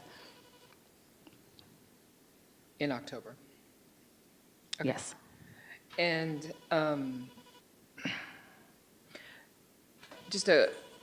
we have identified a cut of $1 million to outside counsel, and I wonder how that savings is going to be achieved. Like, how do we make sure to reduce our spending on outside counsel by $1 million? What does that look like? Council policy direction.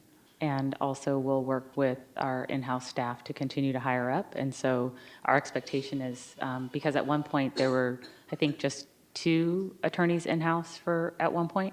And so Shannon has been doing a really good job of hiring up staff. So we anticipate that the need for professional services should be reduced, at least on greater than a dollar for dollar basis. So, like, for example, there was a new person that started, a new attorney that started today. There is also a person that is now going to be managing in-house the request for public information. So those are things that at one point were contracted out due to the lack of staff. And who currently assigns attorneys to cases or projects? Dave Alshire. Mm-hmm. So the city attorney. The city attorney, yeah. Mm-hmm. So we need to make sure that Dave is assigning projects to internal staff rather than external. Correct. And reducing the amount of the number of attorneys assigned to different matters. Okay. So one of the concerns that I heard brought up by Councilmember McLaughlin is that the contract for SOS wouldn't be able to be fulfilled. And that is really worrying to me, that we won't have enough money in order for SOS to complete all of the things in their contract. Is that correct? Is that going to be the impact of reducing this budget? Ms. Velasco, Community Development Director, I think it would be ideal for her to answer that question since she manages that work. Thank you. So I think the short answer is no, it should not be affected in the sense that right now, the current, and Daniel confirmed this as well, that their current expenditure by month is about 65,000. So times 12, it's about 780.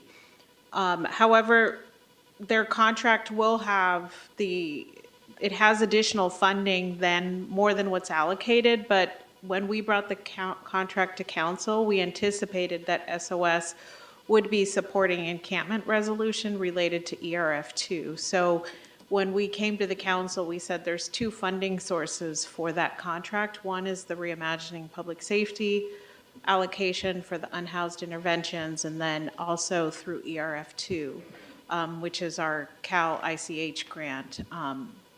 And so right now, most of the funding that they've been doing they've supported, I think, the resolution of 2 encampments already that we've done as part of the ERF2 project. And so all of that could be attributed to the grant. And then we anticipate as we resolve more encampments through that project, some of their funding can also come from that grant.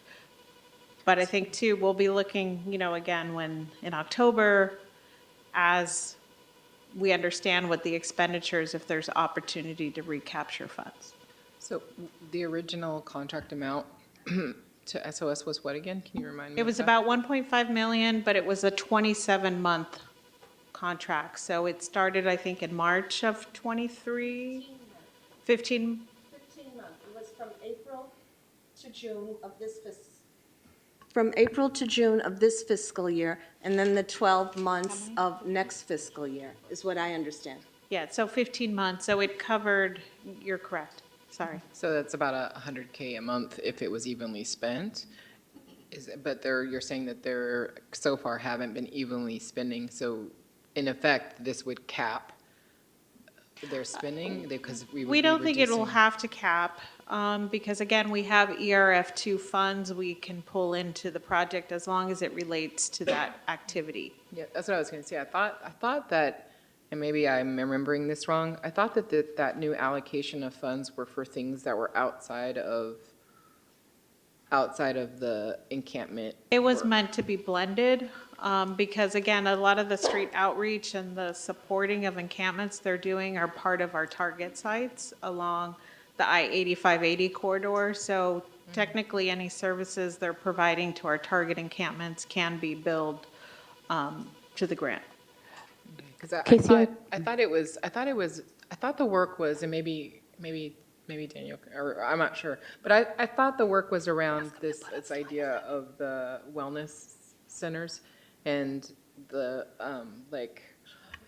job readiness. Like this It was, is this definitely funding the was job particular. readiness, and I know Daniel is here, but the Warm Hand Center was something that we did not fund as Okay. part of this work. It's something that we were looking to them to work towards, but since we instead funded the development manager that would help obtain funding, we sort of left that open since we knew there were unallocated funds in the unhoused interventions. But currently, the work that we're funding through the current contract is street outreach, sanitation support services, and hiring of, and showers. Job readiness is in there? Or no? The job readiness, I think, is part of their hiring of unhoused residents, getting them prepared for the workforce, and I think, too, funding their curriculum development. Okay, thank you. And Lena, how much did you submit the grant for ERF3, and when do we anticipate hearing? So ERF3, the amount we requested is 9.3 million and was really focused around workforce development and sort of working both with LEAP and partners like SOS and employment and training. Because obviously sustainability of housing and getting people back into the workforce will help towards that. We're expecting awards by the end of June. So that was also Later this month. Yeah, Yes. so that was part of the impetus for, like, we have, there's these various buckets of money, and so we, since we don't know yet what Chevron is going to be paying in terms of their Measure U. We were trying to identify things that we thought that there would be enough grant funding to sustain the policy direction of the council, and that we thought could, in the short term, would be okay and wouldn't cause a negative impact on the community and the residents that we're serving, and that we would have an opportunity to get, if the grant awards are received, then when you all come back from resource, we would be having contracts ready to go for that or shortly thereafter. And so ERF 3 is a state grant, is that right? Correct. Yes. It's the same funding source that funded Castro, ERF 1 and ERF, it's just the round number. And we're Yeah, sure and that unhoused. those are not going to be cut We, in and the cuts? governor's, part of what he's been stating is a particular focus on unhoused for the state budget. And so at this juncture, we haven't heard that any of the ERF funds will be cut. I think there's a picture of him recently that says that where there's a tagline that in particular focuses on the unhoused. And so hopefully that will not be cut. Okay, thank you. I have just a couple more questions here, make sure I'm understanding. So there's this $650K reduction in the pavement budget, and I'm just wondering what impact that might have. I don't know if Daniel's still here. Is that like, how many streets is that? What does that translate to? And there was also a reallocation in the questions and responses with the council members. There was a request to reallocate Measure J. And so that was also how that came about. But we still would end up with less than what we originally were putting forward in this budget. When we were originally putting forward was the 8 million, correct? And now it's down to 7? And then we also have the corresponding Andrea, do you want to remind about what the allocations are for the street calming, because they all work together? But street the calming and 1.6 paving is a little different, right? But the council direction is for us to start to integrate them.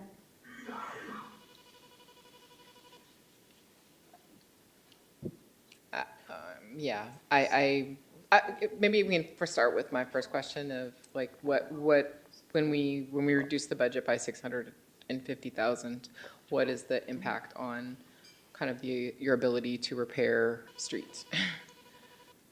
Well, definitely 650,000 give us less room, but I But think how much? it's Is that like one street, two? it all street? depends on the treatment. But you Yeah. can say 650 I'm just trying to get a sense of what does that do? can be maybe. It all depends on the treatment, right? It all depends on what we're talking here. It could be a section of an arterial collector, or it could be 10 blocks of residential streets. Depending on the treatment. So okay, sorry, I was just trying to understand like level of impact. Is that a little bit or a lot? Daniel, maybe what, in the future, you can have staff put together a matrix with the price per yard for the different treatments, and then, so then they can have a sense of what the impact will be. Sorry, thank you. And then just on the one page that it lists these potential projects list, I feel like some of these projects we've never seen before, like, or they're, I'm not sure how they were vetted. They don't seem to be in relationship to the priorities. And I'm wondering how this list got put together. What was the process? KCRT, can you please put up the slide that's referenced? It is, thank you. I do feel like there are things that are priorities, like the MLK Center, that are actually literally in our priorities that are not listed here. And I'm just concerned that I don't know what this process was to make this kind of an official list. These items were all either, a lot of them, for example, like the dog park assessment was a request from a council member, the mobile vendor program, the Point Richmond Street Safe. These are all things that came up during this, either that are existing high priorities that staff have identified or requests from the city council. So for example, like 16, the CIP public art, that is there because there hasn't been a ongoing practice of setting aside the 1.5% that's required per the city ordinance for CIP projects for public art. So we're noting that there as something that we need to eventually fund.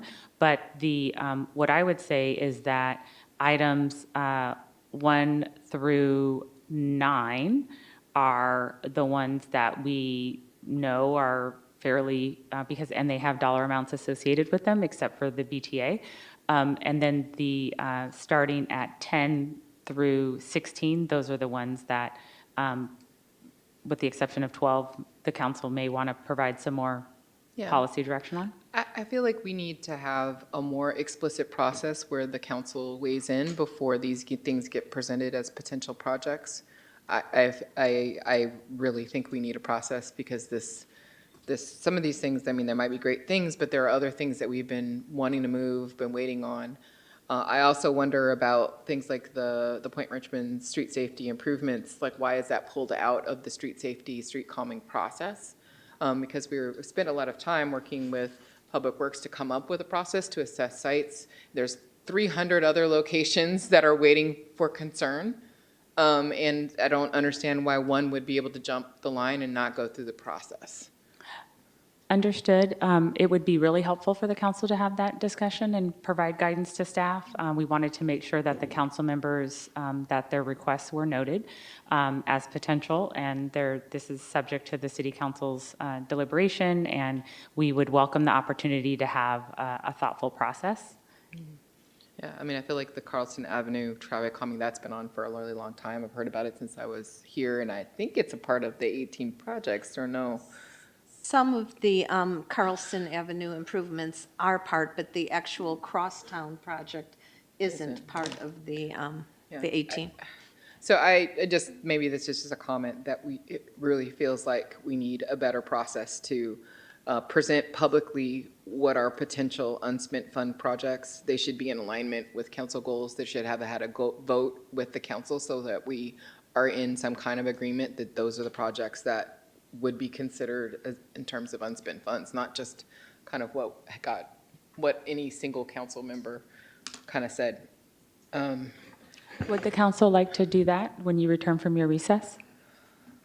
That would be helpful for staff. I think it will be helpful for us to know the available unspent funds. Like, we are at the end of the budget, and we are still don't know that, which is really frustrating in some ways. And I understand that there are 16 days where there is some contracts, but finance supposed to know, at least have some pretty good idea about how much unspent funds are. You had presented the, a lot of these things projected. So I think what is going to be important is to have that, and to have that at the end of each fiscal year. So we are talking about that at this moment. And I agree with Councilmember Robinson that we need to have a better process, because it's not like the wishes here, but it's a process of direction of City Council.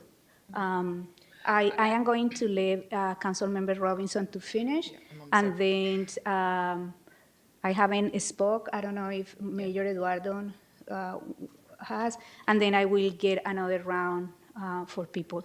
Yeah. So you will be in the queue, Councilmember Willis. Okay. I'm almost there.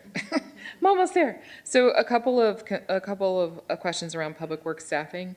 I know we've talked about it, but I just want to make it kind of clear in public that my understanding is that there are 4 new positions within public works. Some of them in the chart, they don't have a clear determination of where they will be in public works. And I know there is a profound need, at least in my opinion, for us to improve services, specifically of our parks and our medians. And we identified the need to increase or create an additional crew, because we only had, I think 3 crews, but only 1 really dedicated to parks. And it's just not physically possible to take care of all of our city resources.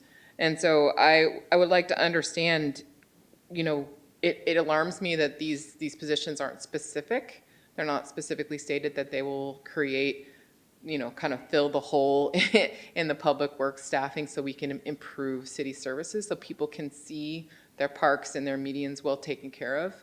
And I just want to understand, like, how can we ensure for residents that this reinvestment of resources, because we're taking resources away from other things that are really needed, are really going to make a difference?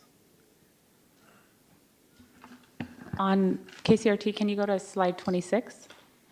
So, for example, starting with the city manager's office, I gave up a management analyst. And so you'll see there that there's an allocation of 2 groundskeepers. And Andrea gave up an accountant position for in finance for a maintenance lead worker. The other positions, the reason why it says public works to be determined is because we need to make sure that we have the correct job descriptions for the work that needs to be completed. And you also, at the meeting before, about 3 meetings ago, there was a request for there to also be some positions allocated in public works engineering. So over the recess, it seems, especially with some retirements, it is probably going to be an opportune time for the Public Works Department to look at their staffing levels and to continue to make refinements in positions. But we have a host of needs throughout Public Works, and I understand that there needs to be a specific focus on the built environment. And so it might be helpful if Daniel could speak to what his strategy is. Before that, I just want to bring up one other thing that's related, and that is, one of the other areas that we heard earlier tonight, Councilmember Baugh mentioned, was the need for skilled staff with certain skills on the tree crew. And I'm concerned that I'm not quite seeing that yet either.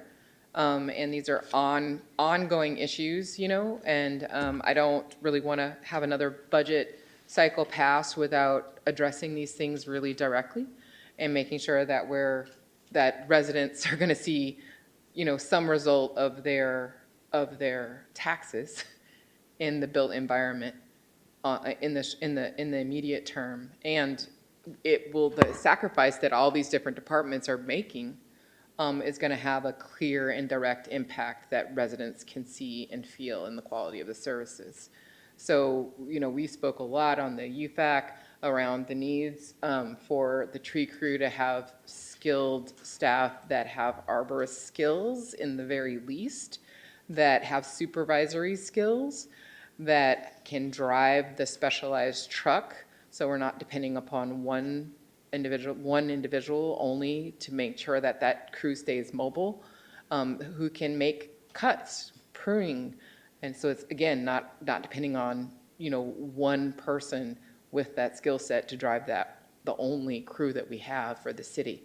And I don't see anything addressing that yet in this budget. So can you speak to all of that? There's just 4 positions here, and I'm wondering if we're still not hitting the mark.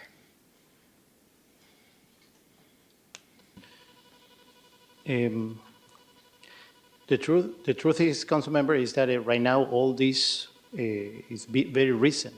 And as you said, the cost to increase staff has removed positions from other departments. So I want to be very careful that whatever position we establish is something that we're going to be able to have flexibility across, depending if it's operations and maintenance or if it's in engineering. Let me give an example. You said, for example, an arborist, right? As a public works director, I'm not against an arborist, but I said, at all. I'm actually being flexible. I'm saying at least somebody with arborist skills. No, correct. But you also have, a current staff, right? Some of the skills you're talking about can be, people can be trained. Mm-hmm. Some other skills, you need certification. You need to pass a test, like become an arborist, for example. Right. So, and sometimes, no matter how much training you get, you don't pass that certification, you don't get that certification. So what are you going to do with existing staff that cannot do that specific task? I'm just putting that example. Mm-hmm. So it's a combination of getting new people, training the people that you have, but not double, not having two people for one task because it's not going to be effective. So if we gave you direction tonight to, before the end of this fiscal year, budget year, to make sure that the tree crew has these skills in place, has more than one person who has a Class B license, can drive the truck, has more than one person who can make cuts, who has somebody who can supervise the crew to make sure that they're able to follow a management plan, able to stay on task, can you fulfill that direction? Using whatever you need to do, whether it's new staff, if it's retraining people. I have to be honest, I cannot commit to that right today.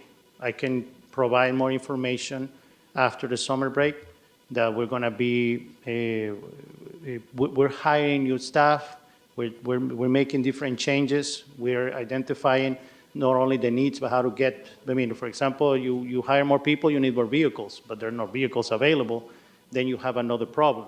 So there are many things that we are considering at the same time in order to provide better service to the community.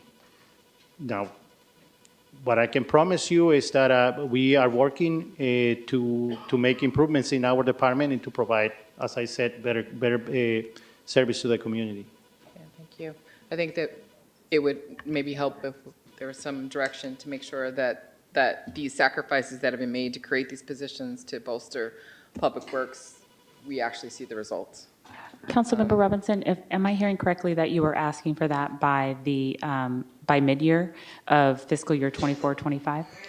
I mean, I'm actually saying just before the end of 24-25, have these things in place. Oh, okay, so that's a whole nother 15 months, Daniel. Right. So I was thinking, my expectation would be by mid-year, we could give an update and then operationalized within 15 months. Yes. That seems reasonable. That's Tofik, Gregory, Daniel? within 15 months to operationalize. And again, using all tools.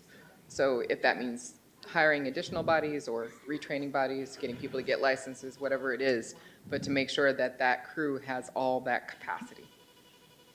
Consider it done. Well, first we have to make a motion and vote on it, see if everyone is on board with me. But I appreciate that. Thank you for your time. Is there anything else you'd like to say, or is that good? Okay, thank you. And then just the last thing here is, you know, I do feel like there are some ideas that are, it's kind of as a comment, is there's ideas for new ideas for things that folks would like to get funded.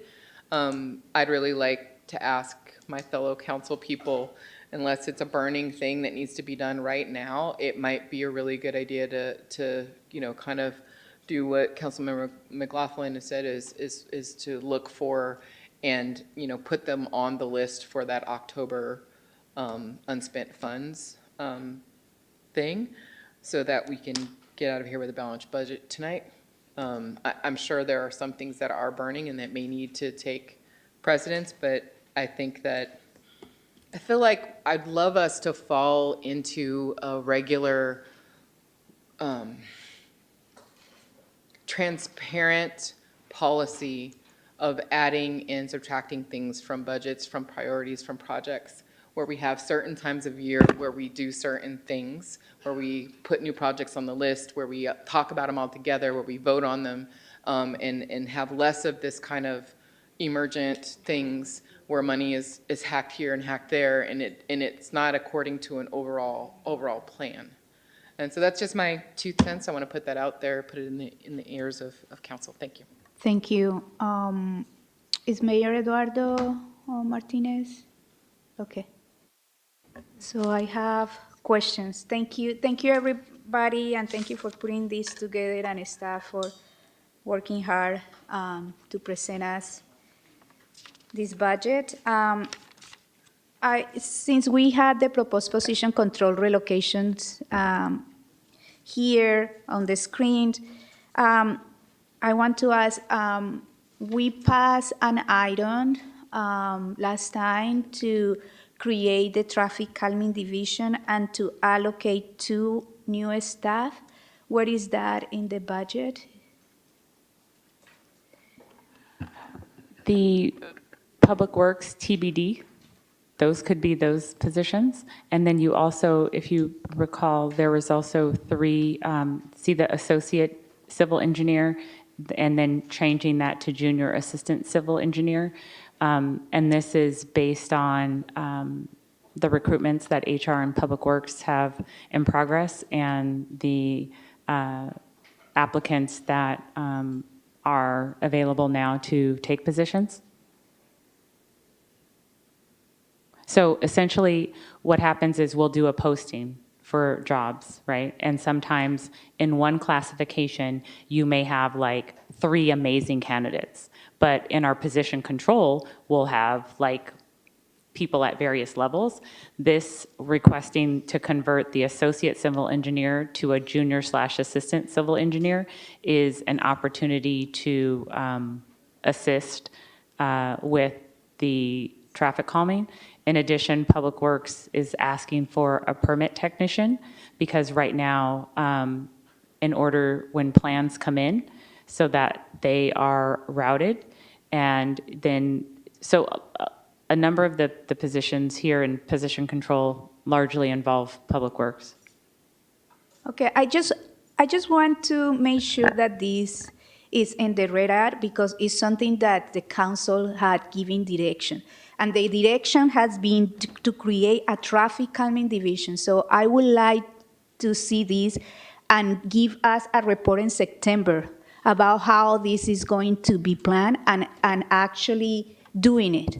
Because the thing is, again, Council Member Robinson was saying, we want to see these changes to be tangible for the resident in Richmond. And we cannot wait, and we cannot have another story of the traffic calming locations where 2 years passed and only 2 speed bumps were built. So I think I agree with Council Member Robinson, and is that we had been saying that the priority is public works for us to staff based on what we hear from the community, but we want to see that reflecting in the changes and the improvement in quality of life. So we want, I would like to see a report back in September on how the traffic calming division is going to be worked, how it's going to be staffed, and by when all these positions are going to be filled. Go ahead, Daniel.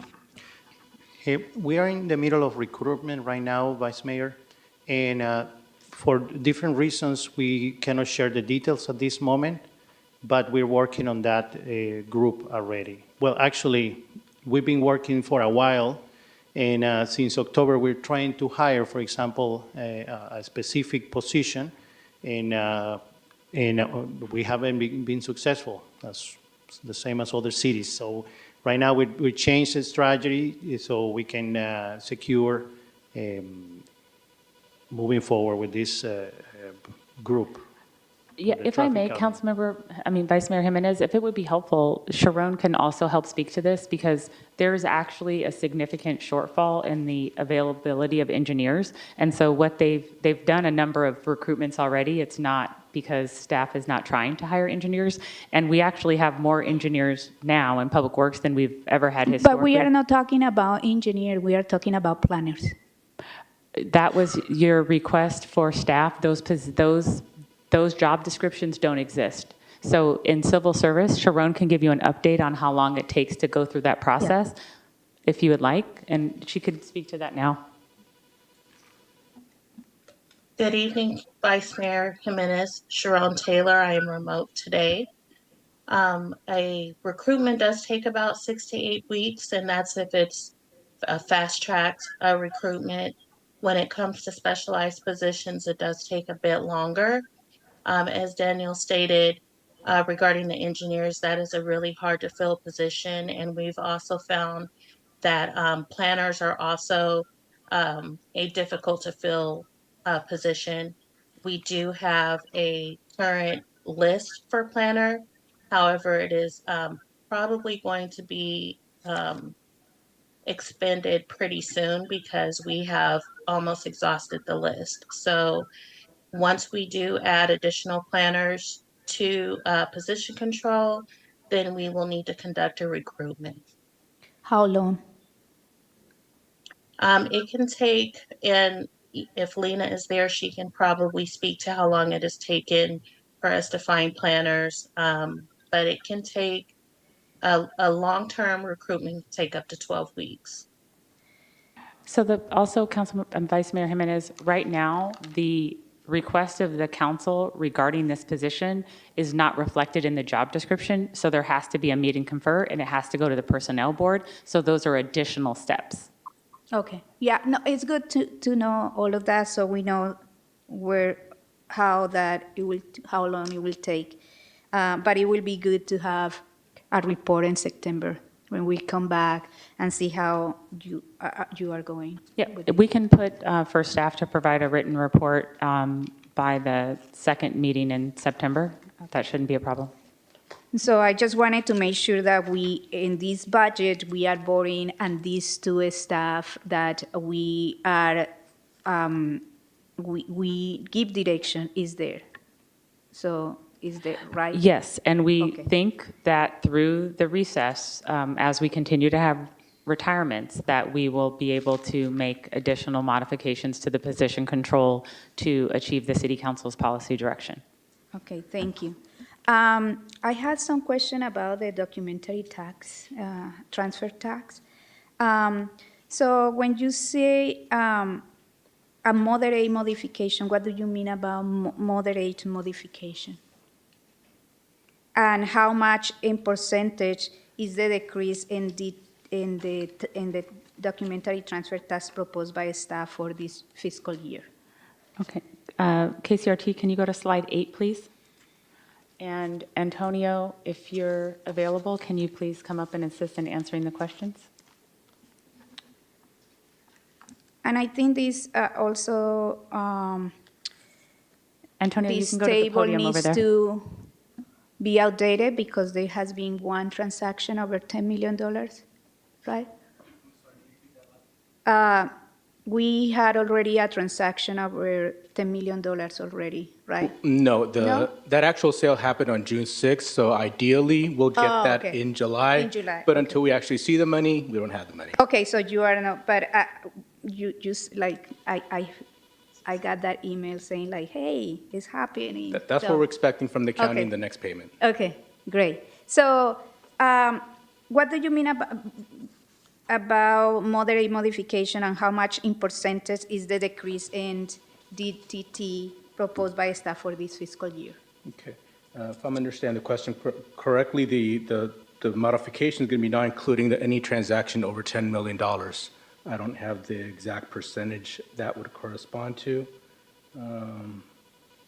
but it would be significant. It would be. It will be kind of like 44% or something like that, Probably, yeah. probably I mean, yeah, from 13 million going down 5.6. 5.6. Okay, but this is not changing. I just wanted to make sure that we are not changing the baseline that we have in the guiding policies, the budget guiding policies. It right? would change the baseline. The baseline right now includes every single transaction.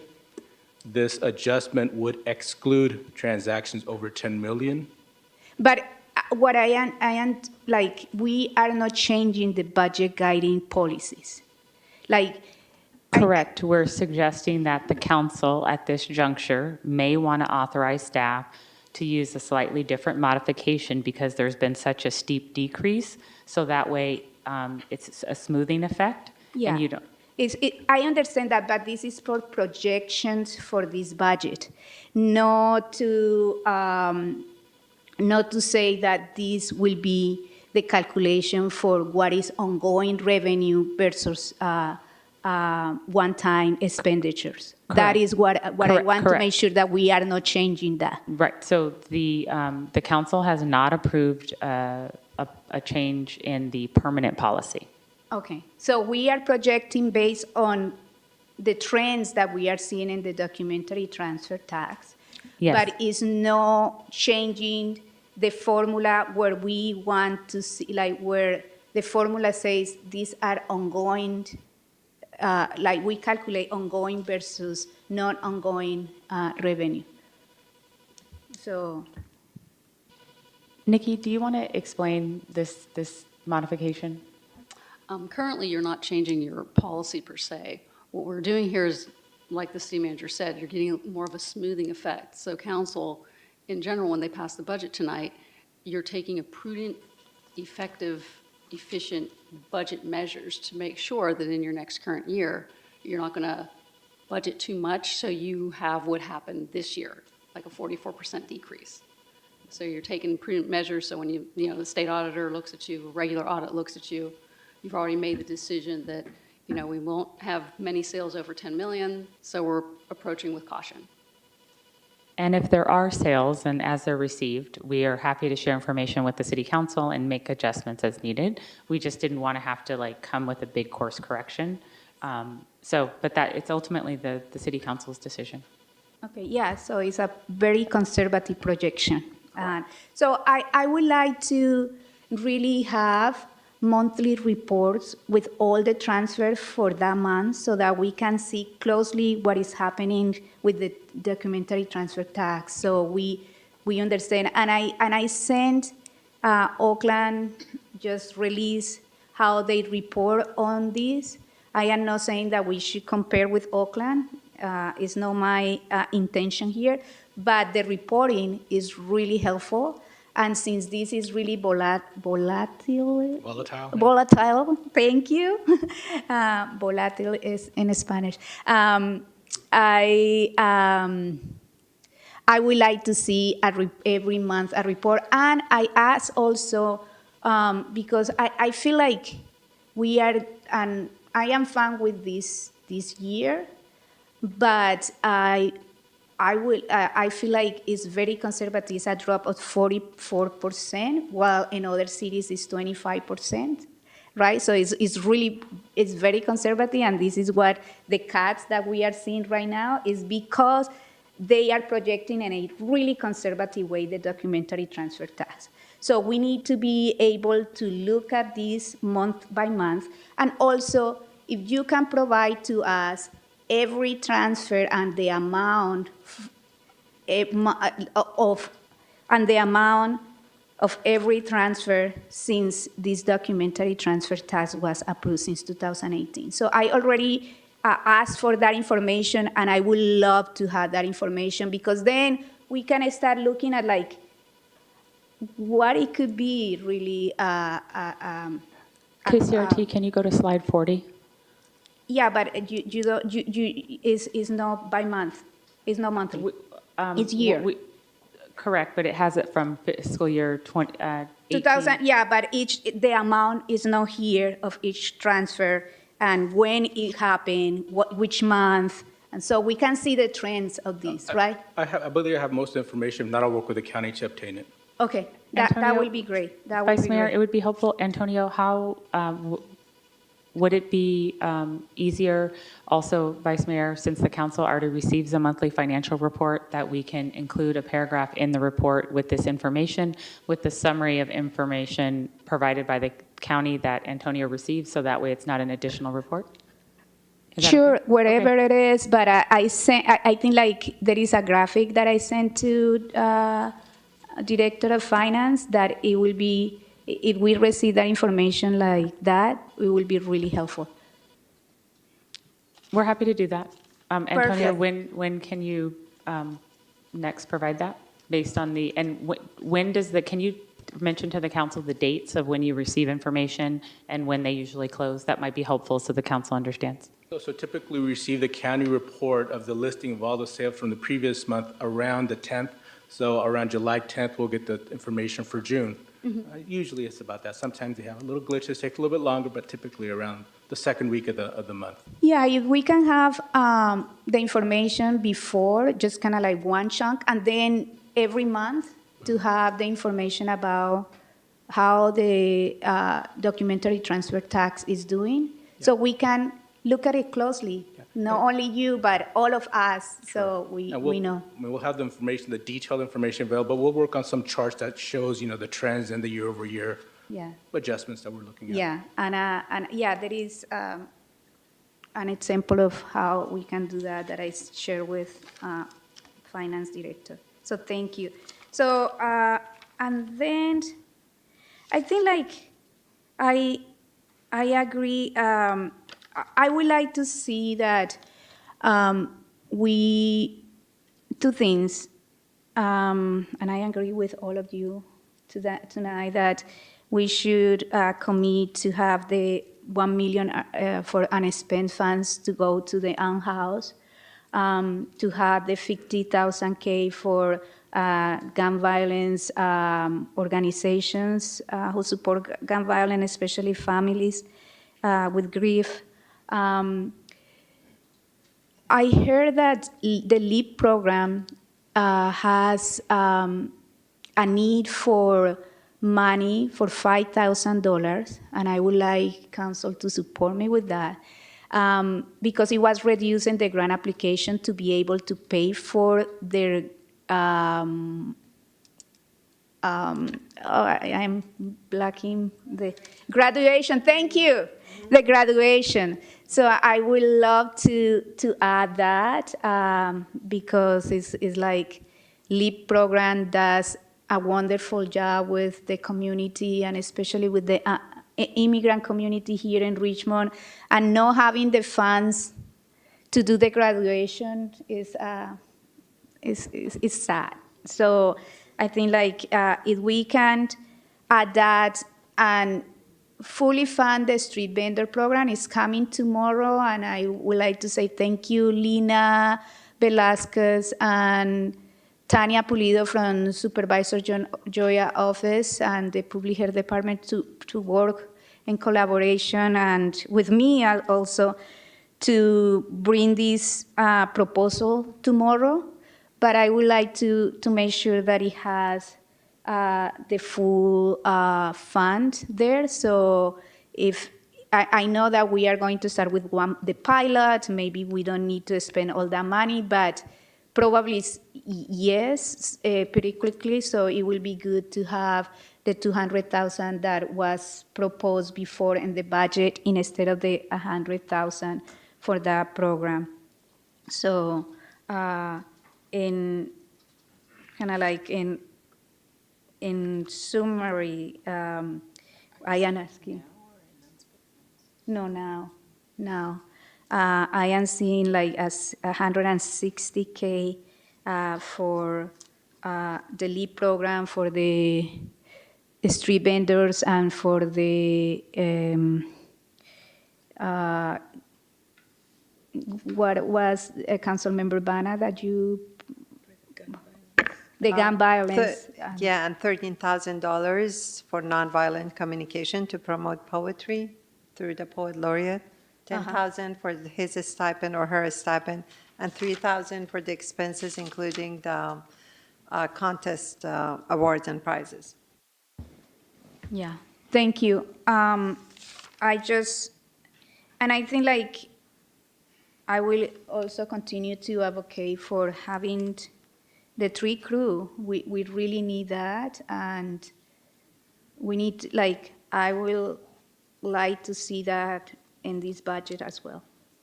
Thank you. Any other comments or so? Councilmember McLaughlin, and I think Councilmember Willis raised his hand before. So let's go to Councilmember McLaughlin, Willis, and Bana.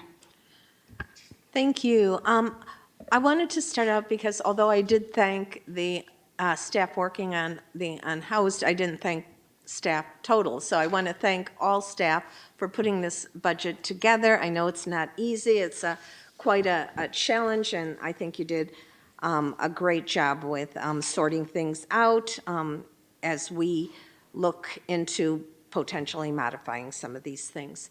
Now, I have a question. So on the reserves, I know we have a 21% reserves as part of our policy. So the reserves from the 23-24 fiscal year, does that just automatically go into 24-25? So how much reserves are calculated into this budget approval that we will be doing today? Councilmember McLaughlin, the current reserves for the current fiscal year's budget remains in the fund balance, and what we're including or proposing to come from the unspent funds is between $5 to $5.7 million additional to fully represent the 21%. We did not put an exact number in there because we're unsure where the council will land on the adopted budget this evening, but whatever that number is, we will calculate and So respond to what can you give me, though, based on your budget, 248,000, how much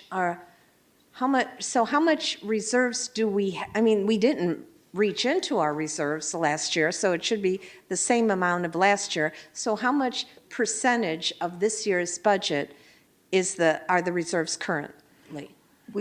We'll respond. We'll have to research that, review that information and respond to it. We don't have the exact number in front of you this evening. Okay. And because our policy is to reallocate unspent funds from the prior year, on a day-to-day basis, when you're looking at your cash flow based on revenues coming in and expenditures going out, at any given time, you can technically dip into your reserves. So we want to make sure we provide you an accurate number, so we will provide a response to you. And so just remind me what last year's budget was. If this year's budget is 248,000 plus, I know it's in one of the charts, and maybe I have it right in front of me here. No, I don't know what page it's on. KCRT, can you go to slide 5, please? What slide? Okay, so that means 20 is 246. So it's 2 million, well, a little over about 2,700,000 more this year. The budget, is that correct? Is my math right? So the slide that's currently showing, that is the revised budget. That is not the original adopted. So the 21% reserve is based on the original adopted. So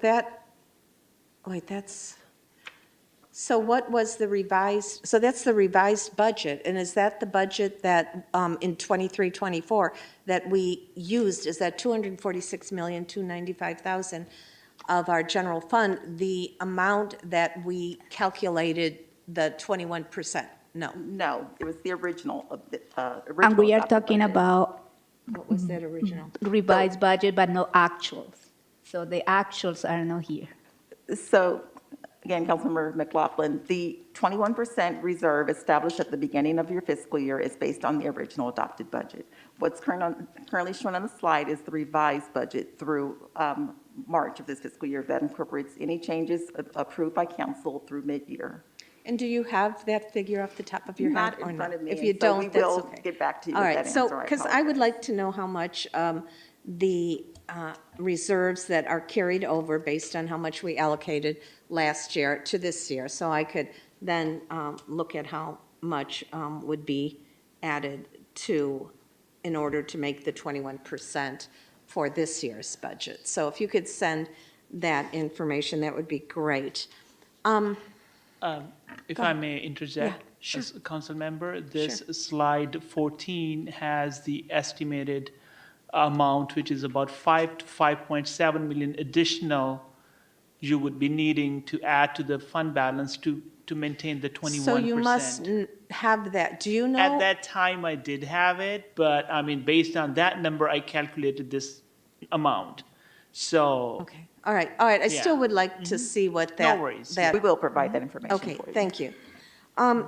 So another question, and this is, I know Vice Mayor raised it, and I think I know I raised it at a previous meeting, and I think the Vice Mayor did as well, and perhaps others did also.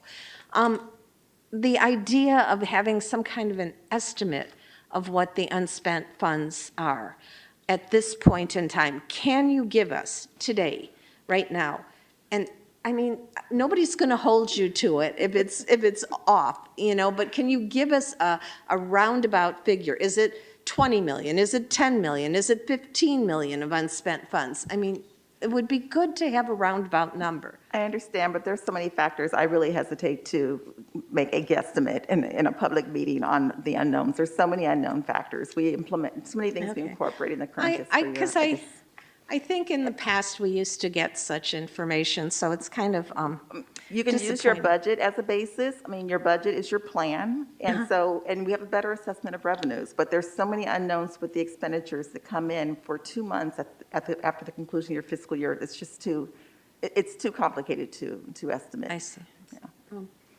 And if I may, I feel like it's really important. What are the unknowns, really? So Councilmember McLaughlin, one of the things that we've been working really hard to do is to shore up our finance department so we can get better at providing estimates and projections.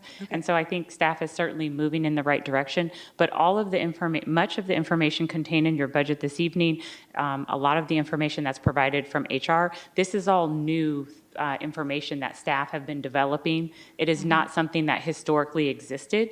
And so as staff continue to refine their skills and gain the expertise, they will be able to improve on the information provided. But when we started a couple years ago, we didn't have a vacancy report. None of these things many of the things that the council is receiving now did not previously exist. And so there should be an acknowledgement that there's an inordinate amount of work that's being done across the city, and that people are really trying to do the best they can. I do acknowledge that, Yeah, yes. and so again, at least from my perspective, part of the opportunity is also like the revenue that's going to come in is that we don't yet know what revenue we're going to receive for Measure U from Chevron. Once we know that information and once that's provided to the city, then the city council can appropriate those funds. You may recall that the settlement agreement expires, they're paying the $4 million, but then for Measure U, bless you, we do not have a number in for this upcoming fiscal year. And so as that process moves forward, we would anticipate that the council can make adjustments. And if I may add, I'm sorry. I'm sorry. Just in terms of a guesstimate, we could look at what our unspent funds were at the end of the prior fiscal year, which was 6.8 million, just below 6.9 million, give or take. So there you have an idea of what it was the prior year. Will it be more? Will it be less for this fiscal year? It's unknown, but that's what it was for the last. It was 6.8 million last Correct. fiscal year.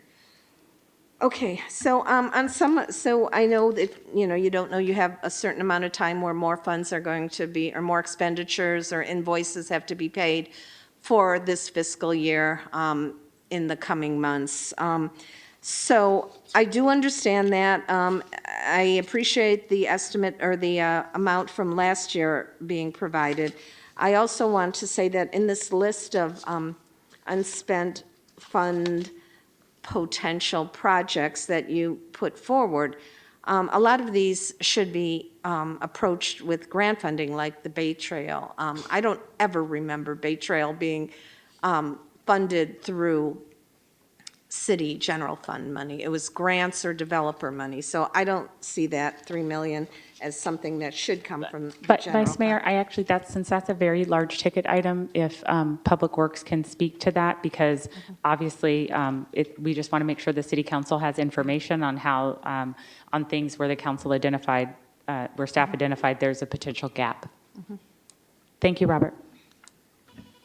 Good evening, Vice Mayor Jimenez and members of council. Robert Armijo, Deputy Public Works Director and City Engineer for the record. We had, staff has discovered that in the past, we were thought that a grant had been awarded to the city a few years ago, and we discovered that the city actually was not awarded that grant by the grant agency. This particular portion, this is the middle of the trail, this funding shortfall. So the project itself, we're estimating to be about $1.5 million. And we're still working with the regulators on mitigation, but part of the project includes a revetment of the beach in that area because it's eroding away or threatens to erode away Stenmark Drive, and the trail that would be adjacent to that. So we're conservatively estimating the project to be about $3 million.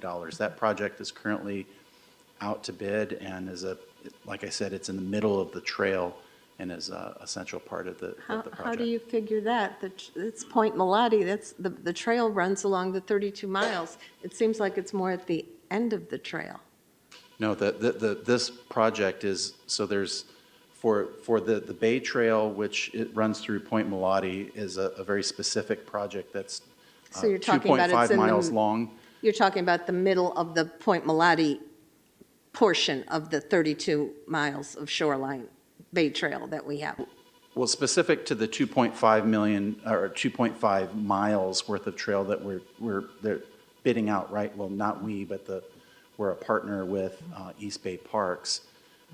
For that 2.5 mile long stretch, in the middle of that is this this portion of trail that has to do with the beach erosion. Has Public Works considered applying for another grant? We can, but the time is of the essence. It's under bid right now, so the time is of the essence for this particular one. Well, why can't we, apply for the grant simultaneously and say, if it's out to bid, say that, the city has considered, may not need these bids. I mean, you didn't make a commitment yet to anything because you don't have the money allocated by the council yet. I mean, it seems kind of odd that you put it out to bid when the council hasn't authorized it yet. Well, the East Bay Parks put that out to bid. So East Bay Parks is paying for it? We're a funding partner with them, so we're funding part of the project and they're funding the other part. Daniel, can you maybe take a step back and give a brief overview of, I don't mean literally, I mean, Robert, but I meant, can you give an overview of how it got to this point, who are the partners, and so some broader context? Okay, so there's an overall project. In our books, we recognize it as three different projects. There's there's the northern half of the trail, which is 1.25 miles. That's the city's portion of the trail. There's this beach portion of the project, and then the southern half is the parks portion of the trail. But a few years ago, the East Bay Parks and the city entered into an MOU concerning the development of this project. When I mean development, I'm talking about from design all the way through the construction. So the city entered into an agreement with East Bay Parks, and the rough deal is that they would lead the design, the bidding, and the construction of the project, and then we being the city would come in as a funding partner and fund our portions of the project. So specifically our portions of the project are the beach portion and the northern half. So I mentioned this to the city manager and maybe others who were on an email, that this project should be discussed in the East Bay Park City of Richmond Liaison Committee, which is the mayor and myself. And we've not had a meeting, and the mayor also stated that, he wanted to make sure that we move forward first with the other aspects of Point Melati in terms of East Bay Park District and such, as we are handling that as we speak.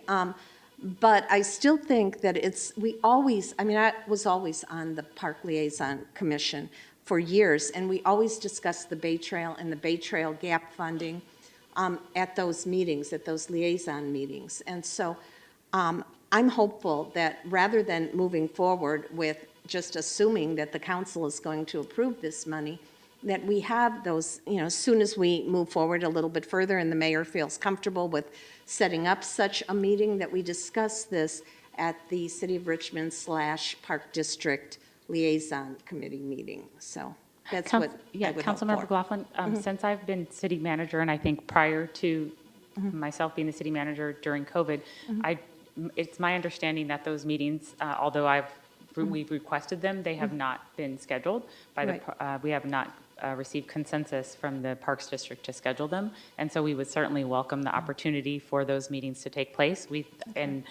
In my tenure working with the city of Richmond, I found them extraordinarily helpful. Yes. Because there's a litany of things that we need to coordinate on since we have a lot of East Bay Regional Park District space in our community. So we can try again, but thus far we have not received Okay, I confirmation. do recall that coming up in that email chain. But I will do my best in reaching out to a couple Park District board members and say, hey, this is a very useful thing, and we hope you will start responding to the call for such meetings. Thank you. That would be helpful. Thank you. Okay. Thank you. So, one more thing, and I'll finish. I'm sorry, I know I'm taking a long time. Just to go back to the unhoused intervention quickly, I talked with the SOS finance director today, and she provided me the exact figures for May and June. So it was how much expenditures. It was $67,000 for, not June yet, because June hasn't finished, $67,000 for April and $70,000 for May. So you can see how it's already coming up. And she also said that as we speak, in this moment, more hiring is happening. So we can expect that figure per month to go up. So that is something that we should all be aware of, that we must honor this money and that we've allocated to SOS. And I just want to also add, once again, a contribution of the city for tiny villages or a supportive housing project is really, really something that we should keep in mind, even as fundraising will happen from nonprofits who are working on this, because this housing crisis is not going to go away. And like I said before, we don't want to keep shoveling sand underwater. So that's all I have to say. Thank you, Councilmember Willis, and then Councilmember Bana. Yeah, I'll keep it brief. There was a couple of comments that got made that triggered a couple extra questions. During the presentation, one of the reductions was 1.3 from the equipment budget. I just wanted to get a better understanding of what that impact's going to look like. That request, at this juncture, I haven't been able to locate a policy for the replacement of fire apparatuses. And so there was a request from the fire department for 2 apparatuses. And so we are suggesting that the council move forward with one at this time until we receive an update on Measure U funding. And then that will enable us to develop a formal apparatus policy and also further explore. When I was going through the budget, I noticed there's a lease payment that we are making for an apparatus. And so to better understand that transaction, because for this next fiscal year, if I recall correctly, I think it's booked at $335,000 or thereabouts for the payment for an apparatus that's being leased. And so I think there's some due diligence that needs to happen so that we can have a formal process and then also start scheduling and planning out when we need to buy apparatuses and setting money aside. Yeah, no, that's good to know. At what point, just after the August break, will we be able to just get more of an update on how that process is checking in around the leasing and just looking at what the further needs are going to be in terms of getting the equipment the city needs? Yeah, so we had our quarterly union meeting, and we indicated that we thought we would be in a position to make a recommendation to council by mid-year. And so at this juncture, we can look at what the procurement timeline is. Usually fire apparatus, it takes a while to get them. But again, we think the council should have a policy so that way we know when they should be replaced. I'm sure there's some best practices, like so many miles and so many trips and things of that nature. And so we would think we want to develop that for the council, and that way we can plan for a longer term. Okay. Like, for example, my ideal situation and recommendation would be when we adopt the 5-year CIP, that we should have some equipment replacement funds that are essentially part of that. Like getting your oil changed, like this is the time to get it changed again. Right, or if, maybe it's a Toyota and, or a Lexus, and it'll go for 300,000 or 400,000 miles, but maybe it's not, and so then we need to know when we need to replace it. Fair enough. And the last is more of a comment on the page 14 of the presentation, the potential fiscal year 2023-2024 unspent funds request. Whenever we have that conversation come back to us after we have a vote, one thing that I would like to see is just the general month and year that these projects were approved from, because, we approve so much in any given year sometime, and with so many administration changes, it'd be good to know and have a sense on like, what year did this project get approved, so we can just know how to track its history. And I'll end there. Thank you, will do. We can also send the council some slides on the work that Public Works has been doing in terms of what they've been releasing on bids online. So we'll send that to the council as well. Thank you, Councilmember Willis. Councilmember Bana? Thank you. I have a quick question following the question that Councilmember Willis had about the grants, and LaShonda responded that there are very competitive grants up to $50,000. My question is, can we have non-competitive grants for community advocates in the order of like up to $3,000 to $5,000? They just don't have the capacity to write grants. And they hold events for community healing, supporting victims of gun violence, and the maximum they need, maybe a couple of thousand, max 5,000. Is that possible? Do we need to? Yes, so if the council wants to, and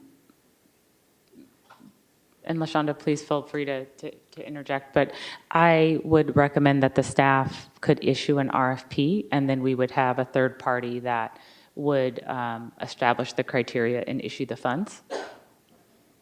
So how do we go about it? Do we need to do something, or you're going to take the lead? For everything that the council is requesting this evening that's not currently in the budget, we would need the council to provide policy direction on what adjustments you would like made so we can adopt a balanced budget.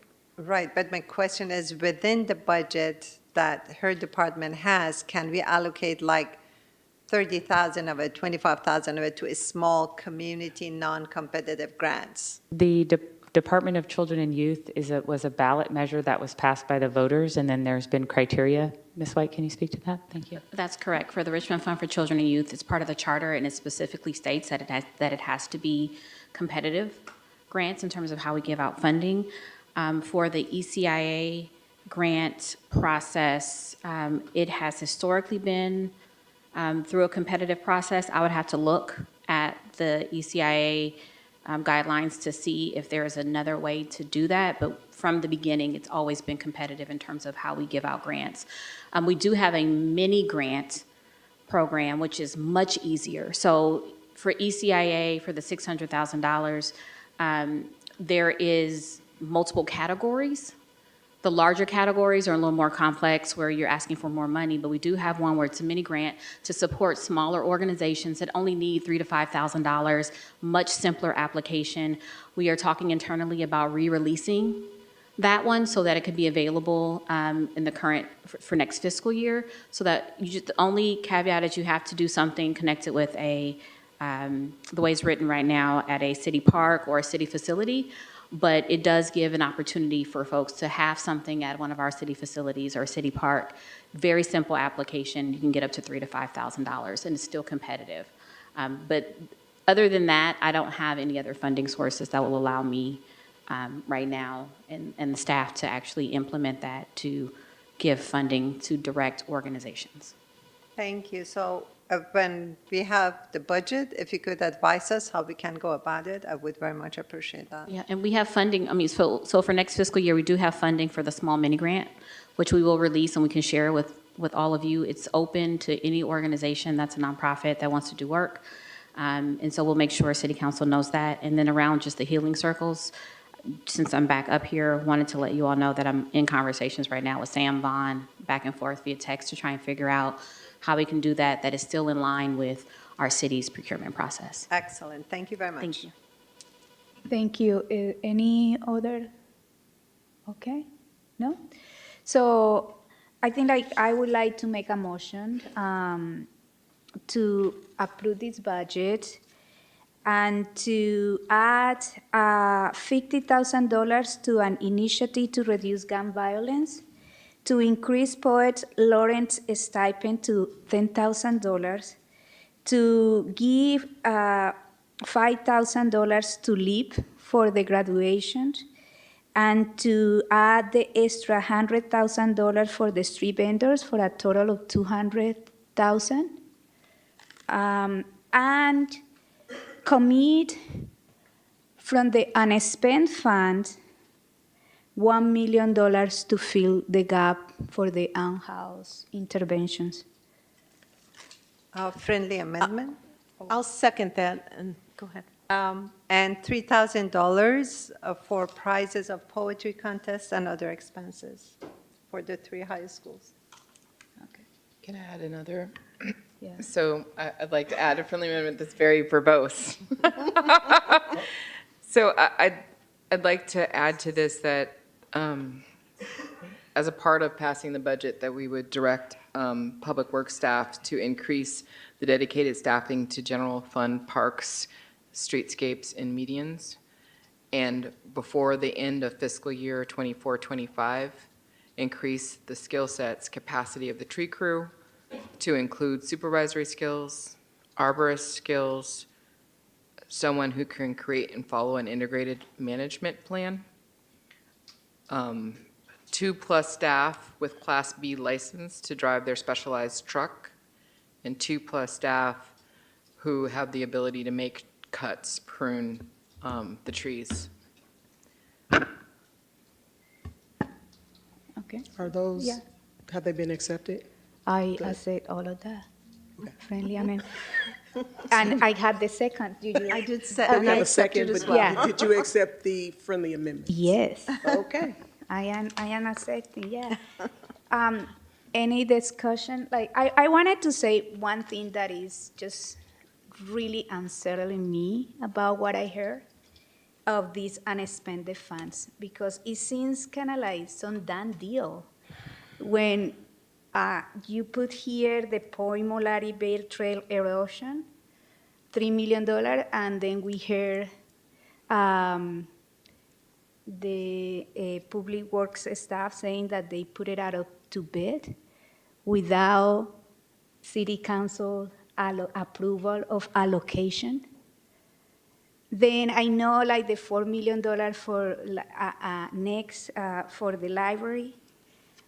Also, like it seems to me that there has been some promises or creating high expectations for a money that we haven't even decided here. And I want to make sure that we have a process. And I think this is what Council Member Robinson is saying.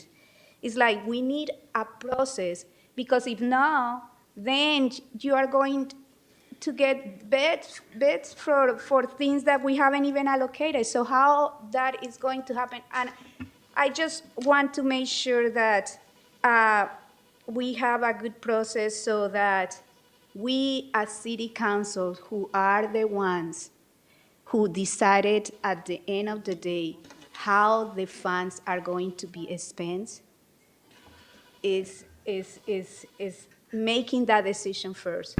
So I just wanted to say that, because it's kind of like a little uncertain what I heard, and I am going to give a Council Member Robinson the So floor. just on that note, I wonder if I can add to the motion tonight that we create such a process, that we create a process to bring forward, vet, and vote on projects considered for unspent funds.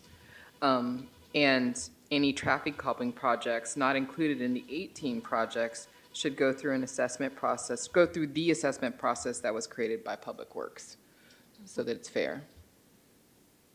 Thank you. And also, I will add that I think that the way that we need information is, I know finance, and I don't know exactly, but like the idea is to look at the past and the future, like how we did it and the projection. So I think at this time, we should have projection of these unexpended funds. So for me, it will be good if every quarter we have the actuals and projections of spendings and revenue every quarter.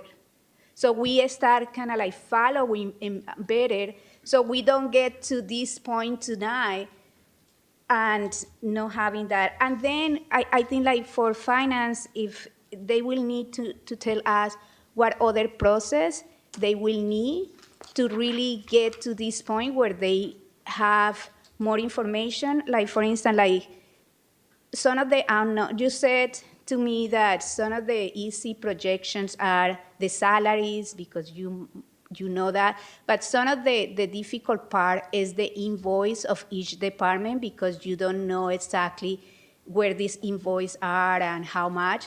So I think like we need a process where the communication is better, is improving, so that finance know each department. And I ask for that information, all the invoices for each department in the next 60 days. So I think that is information that it needs to be collected. So at this point, you can have a better idea of the projection of this information that we are requesting today. And we used to have it, and I know that right now you want to be more accurate and not giving wrong information, and I appreciate that. But at the same time, we need this information. So I hope that next year, people here are having that information, so we can decide more. So I think we can call the vote if it's okay. Vice Mayor, can, I didn't catch everything, so can Madam Clerk or someone repeat the motion in its entirety so we know what it is? I will do my best. Thank you very Okay, so much. the motion was made by Vice Mayor Jimenez, seconded by Councilmember McLaughlin, to adopt the resolution approving the fiscal year 2024 through 25 proposed operating budget and fiscal year 24 to 25 to 2028 to 29 proposed five-year capital improvement plan budget with the following friendly amendments. Let's see. There was $50K, Initiative to Stop Violence, $10K, Poet Laureate, $5K, LEAP Graduation, $100,000 for street vendors, with a total of $200,000. Let's see, commit $1 million to fill gap for unhoused from unspent funds, $3K prize poet contest, direct public works staff to increase dedicated staff to streetscapes and park staff, increase parks crew, 2+ staff with Class B and 2+ staff to cut trees and brooms. And was there anything else? So was the total fiscal impact 168,000? Yeah. Okay, where would you like us to cut that or reallocate? Is that what you had? I had 50, I 10, think- 5, 103. Well, you say that the total reduction was 3.8, and but the total expenditure is 3.7. So it's still, so I don't know, like, if So I ca- am reading Is a, it what, so just so, is the a dollar amount that we're trying to solve for 168,000? yeah, it's 305K still. I'm sorry, what? So you have, in page 6, you have a total reduction of 3.8 millions and a total net decrease in expenditures of 3.5. Right, but I'm not referring to that. I'm trying to get the list of items that you just requested. Is the total 168,000, or what is the total? I think so, let me, 60, 63,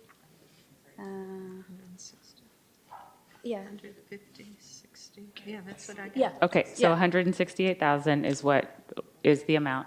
Okay, and then, so, Vice Mayor Jimenez, what were you saying about slide 6 now, please? Yeah, so And KCRT, can you please put that up?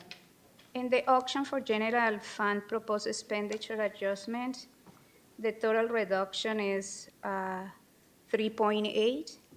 Page 6, slide And 6. The total, KCRT, please, or Mubin, please put up slide 6. so the total reduction is 3.8, and so the net decrease in expenditure. So is there any money there left to?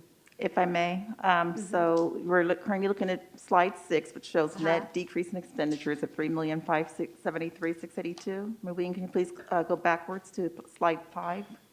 So here you see on slide 5 where we had to reduce the revenue projection by $5,624,889, and we reduced expenditures by $3,573,682, which brings us to a balanced budget of $248,935,372. If it is the desire of the council to increase the current proposed budget by $168,000, we will need to reduce from somewhere by the same amount, so the budget remains balanced. Okay. 168,000. So what will be your proposal? I defer to the council. And also for the quarterly reports, those do have what the expenditures are to date. Can we, that you can have- we, that you've so been then, receiving. because it's just like on the fly, can we say that it will be okay for the motion to say that this will be all unspent, like that we will use that as unspent funds? And some of these items, like the poet laureate item, I think there needs to be some follow-up communication and a better development of guidelines, because how it's being proposed is not how it's been normally administered. And so I need to understand what the staff capacity is. And so we're happy to move forward, but I think it would be prudent for the council, for example, if this 168 is what you're suggesting, that all of these items, the gun violence, the street vendor, and what was the 3K for? Pardon? Poetry contest. Oh, okay, I don't know who has staff capacity for that, so both the poet laureate and the poet contest, I think those are question marks.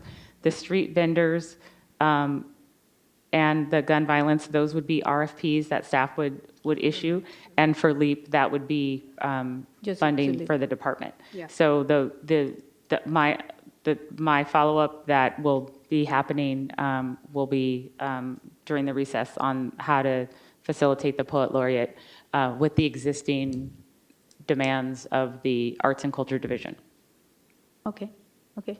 So I think like right now, since it's a little bit of on the fly to see how we are going to allocate, I am happy to say that it could be from the unspent funds, and then that staff is coming back with a proposal for how, especially the stipend for the poet laureate is going to be placed.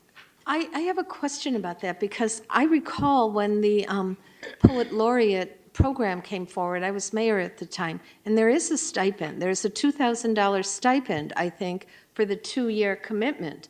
So I was unclear on what this 10,000 is for. I've heard contest, I've heard. Yeah, I'm unclear as well, Organize and poetry contests within our 3 high schools. That takes a lot of work to coordinate with the school district, with the schools, find volunteers to form a juror committee, and that $10,000 is for the work that the poet laureate is doing, and I don't think if it demands much of the staff work except for writing the contract regarding this. so just so everyone's clear, writing a contract is a lot of work.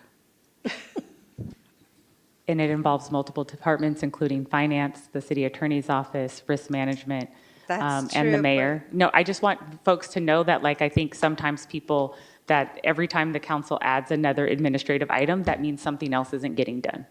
I really appreciate that, but in the current status of the city, we do need to promote nonviolent communication among our teenagers, and it's the best way to start on that.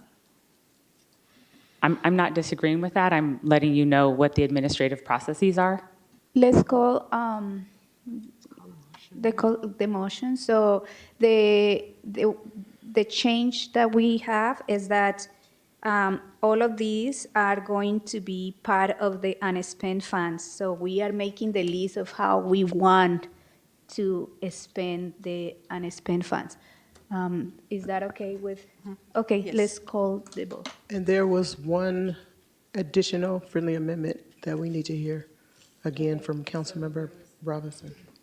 So there was the friendly amendment that we already discussed around the staffing and public works to make sure those skills were present. Not going to repeat that. There's also two kind of other things. One was to direct staff to support council to create a council process to bring forward, vet, and vote on projects considered for unspent funds. And then the last one was finally any any traffic calming project not included in the initial 18 traffic calming projects should go through the assessment process created by Public Works. Okay, I accept that. So we now have the 1 million for unhoused as well as the 168,000 going to the unspent funds. Okay. Councilmember Bonner, Yes. Vice Mayor Jimenez, Yes. Councilmember McLaughlin, Yes. Councilmember Robinson, Yes. Councilmember Willis, Yes. Councilmember Zepeda, Yes. and Mayor Martinez is absent. The motion passes with Mayor Martinez absent. Thank you, everybody. Any adjourn? So we are going to adjourn. Thank you. You want to start doing tomorrow's items? Oh, Vice Mayor, I think the public, if the council would like, well, they can send an email about the Point Malati item. I think it's a little complicated. Okay, yeah, I'm sorry.